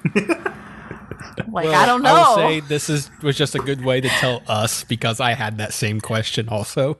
Well, it is. I will say it is a good way to explain like to us like what a rental shop is, but like her saying it that way is obnoxious. But like, the idea is that during like the Edo period, like the city used to burn down a lot because like everything was made of wood, and they didn't like have ways of controlling fire. So people tended not to keep a lot of belongings unless they were rich, because like there was a chance they were going to lose everything. And I guess that makes sense. But I almost wonder, like, why didn't they put more effort into making things, like, less flammable? But then I'm thinking, like, well, but they probably just didn't know. Like, they probably just were like, we don't know how to do that, you know? Well, the only things they really had probably was, like, wood and bamboo and stuff like that, which are flammable. And not to mention, the fire department was basically who was around and had a bucket. And being close together, which is why was it the Chicago fire that was so terrible, or London? I don't remember. So similar issue. That's why they have these rental shops. So Sanae wants a fan for a tea ceremony that she's going to with Katsaburo, and so she asks Oko to bring her some from the shop so she can pick a suitable one, like that her mom likes and that she also likes. So like, you know, Oko just is like, okay, I'll do that. The mom seems very critical of the shop. and like tries to help her daughter pick a fan. But like when the mom leaves for a second, I kind of just got really even more irritated with Sanae because like they talk about like the guy that she liked before that she was trying to get out of the engagement with Katsaburo. You remember that? Mm-hmm. Mm-hmm. Yep. And she's like, oh, and I got over him right away. And I was just like, she's so like naive and like flighty. Yes. I don't know. It's just annoying. It's weird. So at one point, Oko asks Seiji to like go over and deliver these fans that they've been like going back and forth about to Sanae. And Seiji does, and Oko's like, oh, and by the way, like, you need to be a mediator between the mom and the daughter. Like, that's so fucking easy. It's not. Like, I don't know. Right? And then meanwhile, throughout the episode, there's like all these references to Oko and Seiji having romantic tension. Like, in case like you didn't know, because they tell you like every 2 seconds. So you should know. We find out like a little bit about the guy that Oko is interested in, which I guess he used to own this incense burner who is one of those spirits that's called Suo. And he has gone mysteriously missing. So that's interesting. There's this side plot where like they think that Oko is in love because she's like goes out to like see something. And so then the bat goes and spies on her, but like, oh, she just went to a comb shop because she likes this comb. That was dumb. Yeah, she fell in love at first sight with a comb or whatever. Yeah. And then at the end... if only combs worked that way, things would be so much simpler. Yeah. At the end of the episode, Seiji meets with the mom and daughter again and basically tells both of them like obvious stuff about like, oh, you both have good points and like you should just see it from each other's point of view. And he's like really blunt about it. And I'm thinking, like, if this was reality, they'd be like, how dare you? Like, don't say that shit to us. Get out. Like, like that would not work out well for him. And then also, yeah, like, he was pretty blunt. Like, maybe they were just so taken aback that, like, they didn't react defensively. I was mad. And also, as someone who's had a lot of, like, family issues, like, there would never be a situation where, like, a mother-daughter fight like this would be resolved so easily by a stranger being like, let me point out obvious things to you about this. Like, that doesn't work. Right? No. This is some fantasy world where that would actually work. Especially from some guy telling a mother and daughter what's wrong. Oh, I know. Honestly, it would just make things absolutely way worse. Oh, it was awful. So I was not very happy with this episode. You know. But you know what, Leo? I had to fucking put this as my lock because you're the one who pushed me into it. So you don't get to sit around and gloat and act like, oh, I was right. I'd be like fuck you. Really picked a stinker as her lock. Well, I think my biggest thing is if you wanted a mystery show, I believe there's a better one this season. So... Yeah, it was hard to judge after the first 2 episodes. I thought this one was better than Sanjo no Homes as well, but yeah, because I don't know. Like these 2 episodes were a big letdown. They for were. Sure. They were. We'll get into episode 4 too, but yeah. And so I mean, Kat, are you thinking about maybe changing your lock? I may. It's too early to tell. Yeah, it's too early, but like I may because like I don't like these 2 episodes. Okay, so like then episode 4. This episode starts with Seiji and Oko going to visit their friend Ohana, who works at a sweet shop. And so the 2 just acquired this new antique smoking pipe for the shop, and it's called like a kiseru, and they go into like some of the history. And this is what I like the show for. Like they tell you all about the history of kiseru and like how during this time in Edo, apparently these smoking pipes called kiseru are very expensive, like exceptionally expensive. And it's interesting to learn about that shit because like you don't hear about that. And so while they're eating, they notice another customer who looks like he's staring at Oko, and Seiji learns that like he's a rumored rich playboy. And like this show is so gossipy. When they get back to the shop, all the spirits in the fucking place are just like discussing among themselves, like, what should we gossip about? Should we gossip about Katsaburo's least favorite foods, or whether Katsaburo and Sanae held hands? And they vote on it. They vote on what they should gossip about next because that's their life. Oh my God. Later in the day, that rich rumored playboy comes to the shop, presumably to see Oko. And Seiji gets all shitty and is like laying down the law and is like, "Can I help you? Fuck off, dude!" Like in that like customer service way. Mm-hmm. And then Seiji, after the guy leaves the first time, starts to ask people around town about this guy and be all gossipy about him. And I'm like, Seiji, you too. But you know what this is about. It's because he's being protective, you know. No, it's because he's like, that's my bitch. Don't come around. For his so-called unblood related sister. Yeah. Yeah. So then the rich playboy comes a second time, and Seiji like just needs to back the fuck up because like he just can't handle it, and like he just gets really defensive, and he can't stop them from like talking. Like, come on. I don't know. At this point, there's this. Oh, this is like the best part of the episode for me. There's this discussion of the phrase "he makes it rain kiseru" in reference to the playboy character, and I had so much fun with this. Like, there's so many double entendres. He rains down the rod. He lays down the pipe. Like, he makes it rain kiseru. Anyway, but the whole idea is that in this time period, if a prostitute liked you, she would give you her pipe. She's like, I want your pipe, baby. And if you liked her back as a guy, you'd be like, I'm going to take this. I'm going to give you my pipe. If you know what I mean, later, baby. And then they have this line where they're like, a kiseru kindles love between a man and a woman. Like, as they like take off their clothes. And I'm like, yes, a phallic object signifies lust. We got it. I love it. And the show just kept giving them to me. So like at one point, the pipe spirit, like they're talking about whether or not this guy is actually a playboy. And the pipe spirit is like, I don't know. When the playboy guy was in the shop, he like picked me up and examined me, and he didn't seem used to handling his pipe. I don't think he's very experienced.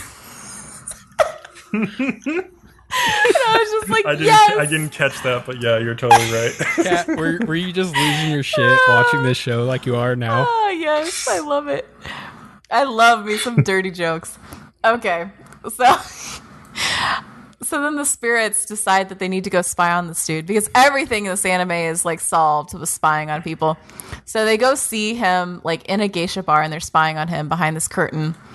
And basically a prostitute like puts her hand like very gently on his lap and he just flips his shit and like gets up and leaves. He's like, I can't even handle this.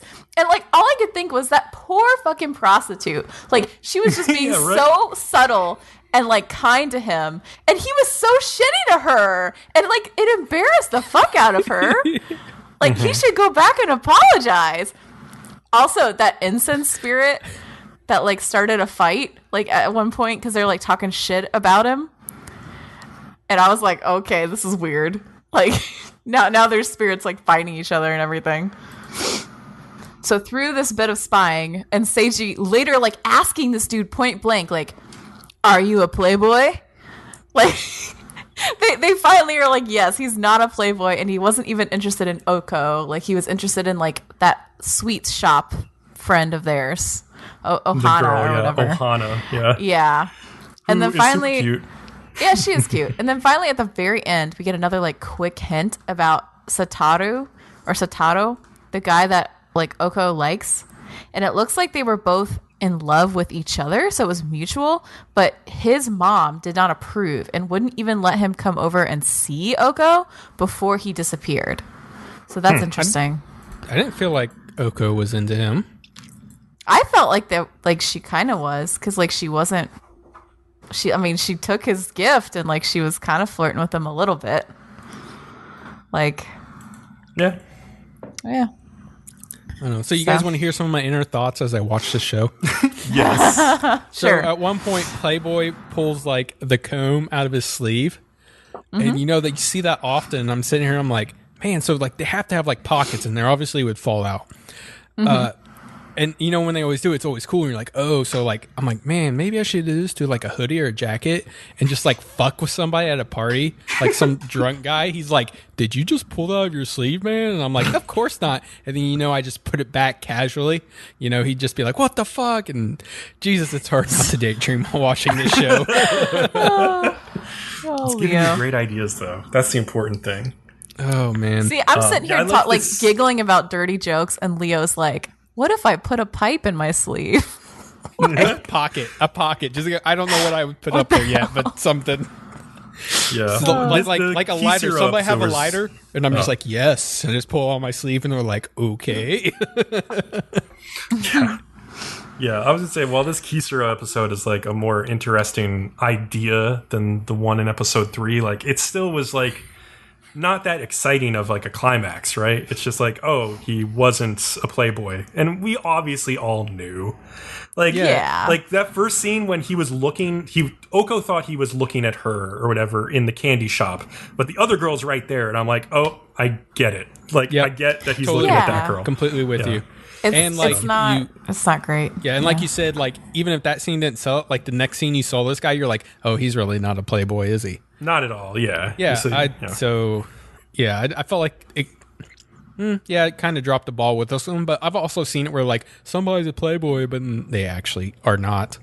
Yeah, that's true. Yeah, they're like afraid of women or something stupid. Yep. All right. On to another fantastic show, Attack on Titan Season 3. It's a titan of a show. It is a titan of a show. It is huge. It is throbbing. Episode 3, entitled Old Story. We open with Historia's upbringing that makes Todoroki's from My Hero Academia look a little tame. She grew up on a farm doing chores even though her mother never did any, and also at night her mother would head into town, just like wearing fancy clothing, all that stuff. And I'm just going to go ahead and assume she was a prostitute. Do you think that's a fair guess? I think she's a mistress. I think she's a mistress. At some point later, they refer to her, or maybe it was actually in the previous episode, because there's a moment in the previous episode when they're talking to that like Sonis guy, who's like the MP guy. They're interrogating him, and he vaguely references how they like took out some whore in the sticks. So, like, they refer to her as a whore, at the very least. So, yeah. Yeah, she's something like that. Of some kind. That or a mistress, yeah. So, in a very sad way, Historia doesn't find out how a mother and daughter should react until she's able, to read like her mother is and realizes, mother and daughter are supposed to show affection. They're supposed to hug. They're supposed to care about one another. So, one day, she decides to hug her to see what would happen. Well, mom just fucking flat out grabs her by the face and throws her across the yard. Yeah. I was like, whoa, lady. She's so, Historia is so happy though, because she's like, this is the first thing my mom has ever done for me. Yeah. It's like man, sad. She threw me. I'm so excited. Yeah. And then like that, like just that incident alone makes her mom disappear for like a couple years. Yeah. Okay. She can't deal with it. Yeah. And then she shows back up with Rod Reese claiming to be her father. And then they're going to leave, but then some men show up, and then she gets to see her mother's throat cut open in front of her. By Kenny. That's Kenny, the man who cuts the throat. Oh, was it? I was not paying that close attention. Yeah. Oh, it's probably because it was like one of the last things I did remember from the manga. Coming next episode, I didn't recognize another thing. Okay. So then they're going to cut her throat next, but then like Rod saves her from meeting the same fate by basically sending her away and changing her name. Yeah. And that's the end of that flashback. And then we go back to Hange. She finally informs the rest of the group of what they have been able to find out. What they found out is that if a Titan eats a human that can transform into a Titan, then that Titan can turn back into a human form themselves. And they also get to keep the special ability if that person had one that they ate. You guys stay along with that? Yeah, I think we kind of figured that out last season too, right? But now they're like explicitly telling the characters they're pretty sure about it. Yeah. Basically, if nobody really figured it out, then they're spelling it out for you. But that's okay. But so in turn, they believe the government has a Titan of their own, and what they will do is feed air into it, which would then give that Titan the ability to control other lesser Titans with their voice. Yep. Which is, only thing that makes Eren useful, and even then that didn't prove useful. Anyways, moving on. Pixis meets with Eren, who has a plan to overthrow the government without the use of the military force. Oh, with Erwin, right? Yeah. You pronounce it like Eren, so that could Erwin. confuse some people. I think I just said it fast. Erwin. Yeah. One-armed Erwin, let's be more specific. They will expose the current royals as frauds and make Historia their queen. Erwin has to go and turn himself in because he's being accused of murder. Some innocents just got killed and they linked it back to the scouts somehow. It's a complete setup by the military police. Before he leaves, he appoints Hange as the next commander of the scouts. Woo! I love Hange. Yeah, Hange is a badass. It's great when she gets all crazy eyed and obsessive about an experiment. So good, right? Yeah, I love it. Yeah. When Erwin turns himself in, they also call for the capture of all the scouts. So all the scouts they can find, they corral and lock away. He told a story to Pixis, and the story was Erwin's father was a history teacher. And he had a theory, which he shared with his son, that the government altered the history books so the citizens would be easier to control. He also said something about changing their minds, which... Yeah, altering their memories. And I wasn't clear on if altering their memories meant, physically altering their memories, or if it just meant, altering the history books and then, maybe preaching to them about, what this fake history they believe should be. The history books, we know for sure, were altered. Yeah. But the minds, we don't know, kind of suggests it, and not to mention, it seems humans created the Titans, maybe. Yes, obviously. So it wouldn't be too unassuming to think that he might have injected people with something that kind of made them dumber or something. I don't know. Could be. So they did all that so they'd make it easier to control the citizens, but his father's and they pretty much did that so they keep their houses and their fancy gardens, basically just stay in power out of greed and all that stuff, right? And unfortunately his son was telling other kids, and one night his father mysteriously disappeared for getting a little too close to the truth, and that's basically how that episode ends on.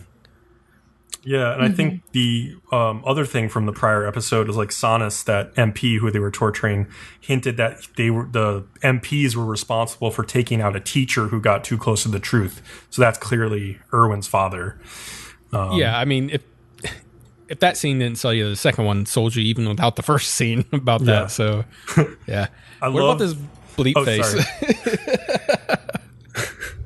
I love the way that Levi played it cool, when Hange came out of that torture cell, and she just kicks this wooden table and blows it to pieces, basically, and she's oh, there was a cockroach, and he's just well, I'm sure one kick from you blew it to pieces. He just walks away really nonchalant. And the other thing I posted a picture of here is at the very first scene of the episode, there's just a picture of everybody sitting around a table listening to this story, and Sasha has this blep face where she's got her tongue sticking out like a cat, and it's just hilarious. Also, Connie's face is really bewildered and just really funny. Yeah, he's I like that image. I'm looking at the picture. It's fantastic. That's pretty good. All right, so I'll continue into episode 4 or 41 called Trust, because this is just all unfolding the political struggle here. Right. Mm-hmm. So it starts off with these two MPs named Marlowe and Hitch, a guy and a girl who are searching the forest for scouts. But Marlowe has doubts about whether the scouts have truly gone bad, like their superiors have said. But Hitch, she faults them for turning Stohess district into a battlefield. These two characters had cleaned up bodies on the Stohess district from when they were transporting Eren through there, and a battle broke out. But the other thing about Hitch is that she was roommates with Annie Leonhardt. And all she knows is that Annie has gone missing, and she also blames the scouts for that. And her shit is still in their room. Yeah, her shit's still in my room. I will say that Marlowe is just the way he says things, he is definitely leaning towards the scout side. Yeah, for sure. Yeah, the military police, so... But regardless, as they're walking around, they are baited out by Armin, who sort of fake surrenders, and then they're instantly ambushed by Mikasa and Levi, who jump out of a tree and take them captive. Also, Irwin is being interrogated in the Capitol, but we'll come back to that later. One MP talks to a reporter about the investigation into the Scouts that's going on, and he seems to be having doubts about this new ODM gear that the MPs have been given, which is clearly not effective against Titans. It's clearly meant to kill humans, and since it's so maneuverable, its only true purpose could be to take out the Scouts. I think they were referring not to the gear itself specifically, but to the gun. Oh, the gun that has like buckshot? Yeah, like it's totally ineffective against Titans, but, absolutely devastating to a human flesh. Makes sense, yeah. Yeah.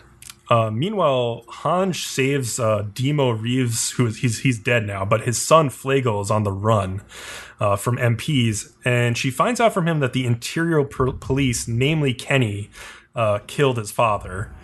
And Hanj basically forces Flagle to come with her, even though all he wants to do is run and hide, because he knows this truth and he knows it'll get him killed. But Hanj is like, no, you're our only chance of getting the truth out there. You have to stand up to them. Mm-hmm. So meanwhile, the idea behind capturing Marlowe and Hitch was to take their MP uniforms as disguises. However, Hitch thinks that the Scouts are going to kill them, and she starts going on this rant about how they killed the people in Stohess District and how Annie was crushed to jelly by a Titan. And then the perfect person is there, Levi, because he just sets the story straight immediately. No, Annie was actually the Titan and hiding all along. And you see her face be like, oh, and she's putting it together. It was good. Yeah. And so then Jean asks to be the one to tie up Marlowe and Hitch somewhere nearby. But it was clear he was listening intently to that conversation with Levi before, and he has some other ideas. So he gets them pretty far away, and then he pulls a knife on the two of them, and he's he's acting kind of weird and crazy and really aggressive. But it's clear that, especially later, that he's just testing them and to see how they will react and to see if they really would be on their side. This was I don't think you said this was after Marlowe told Levi he wanted to help them. Yes. Yeah. Marlowe was like, please let me help you. I believe in what you're doing. But Levi's like, I can't trust you. I barely know who you are. So, yeah. And it was funny, one of the ways that, they, Jean tried to get under Marlowe's skin is you have a stupid bowl cut haircut. And he's like, I know another idiot like you. And he's clearly, referring to Aaron. He does have a stupid haircut, though. It looks like that person in Star Trek. That's what it reminded me of. Oh, it's Mr. a bowl Spock? cut. Bowl cut's stupid. Like Rock Lee from Naruto. Yeah. So, and then the Interior Police track Flagle Reeves to this courtyard in front of what looks like a deserted building and prepare to execute him. But before he he starts yelling at them please just tell me why was my father killed? Why was Demo killed? And they explain that the Scouts betrayed the military police, so they ordered Demo to capture some of them on pain of death. Basically, they're like, well, we'll kill him because he knows too much if he didn't agree to do this. And so then Hanj and I think Mobley jump down and tackle the MPs and reveal that the building wasn't so deserted after all, but it was filled with people from this district that Demo used to help out. And they all hear the real story, right? And so Flagle then sits on the head of one of the MPs. Oh, and he just he promises the townspeople that he'll follow in his father's footsteps. And they can trust in his company. Motivating and dramatic. It's good. It is pretty dramatic, but it felt like a turning point kind of against these people. So just before this, the Scouts had attacked a roadblock with their disguises, and they took an Interior Police officer prisoner to interrogate him. And the guy's not talking, so Levi kicks his fucking teeth in and sticks his foot in his mouth, and he's like, you better talk while you're still able to. But the only thing this guy really lets slip kicks his teeth out, he shoves the front part of his foot into his fucking mouth. Oh yeah, it's pretty brutal. Crazy. But the only thing this guy really lets slip, he doesn't really talk, but only thing he does say is that about Krista and Aaron is that Kenny Ackerman won't let him know where they are. And Mikasa and Levi both react like surprised a little bit to finding out that Kenny has the last name Ackerman, because both of them do too. So you definitely think about Mikasa being like, "Oh shit, is she related somehow?" Yeah, and probably that would explain her crazy genes, because Kenny's pretty crazy too. Yeah, and her ability to fight. Well, that's kind of what I meant by crazy genes. But yeah. But they get cut off when some MPs close in on their position with guns, and that ends that scene. And finally, like, we see Erwin again, who has been interrogated, and he's set to be executed, though it's clear they did not get him to talk. And one of the MPs named Niall, like, comes up to him, and he's kind of friendly, and he speaks with him quietly as a friend. And Erwin tells him that, like, I've entrusted my plans to Dot Pixies, and, like, when the time comes, like, I'm only going to need to watch, and it's you, the MPs, who are going to have to make your own decision. So things are set in motion. Like, they can't stop what Erwin has planned, basically, which is exciting. I want to see this, like, all come to a head, because it should be a pretty cool battle.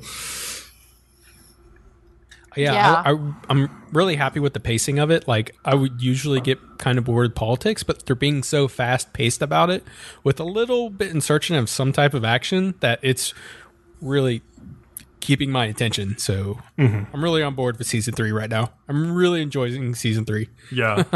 While there was less action in these couple episodes, like, it was all, like, important story moments, paced really well, like you said, and delivered well, and, like, the character revelations that I actually care about, and, like, weird political intrigue that is interesting too. Political intrigue is my favorite part of this, honestly. Like, the darkness of this season in particular, and the politics are very interesting. So. Yeah, and we're actually getting some answers to some mysteries, which is also nice. Like, we figured out his story, his thing now. We're actually starting to get... Oh, go ahead. Sorry. No, go ahead. You're fine. Okay. I personally don't believe that it's ever going to all add up the way we wanted to. I think this is going to be, and I've said this before, I think it's going to be just like Lost. Like, it'll be really interesting and fun, but, like, at the end, we may not be as satisfied as we want to be. But it'll be fun. Would not be too surprised. Yeah. Like, at least it hasn't gone too crazy off the rails. Like, this is like a third season of Lost, where third season of Lost got into the institutions behind, like, the Dharma Project and everything, and it was really interesting, right? But, like, I just hope that Attack on Titan doesn't end with some craziness like Lost did. Yeah. Like, what's in his dad's basement? Like, is it like the greatest porn stash of all time? Absolutely. It's just an orgy den. The basement is an orgy den. Well, on that note, should we close this out? Yes. Sure. Let's do this. So thank you guys for listening. Remember to like, follow, subscribe to us on YouTube, and follow us on whichever podcast feed you use, iTunes, Google Play, or Stitcher. And on Twitter, you can get updates on new videos and podcasts that come out at Nerdom and Other. And with that, we will see you next time. Bye. Later, everybody.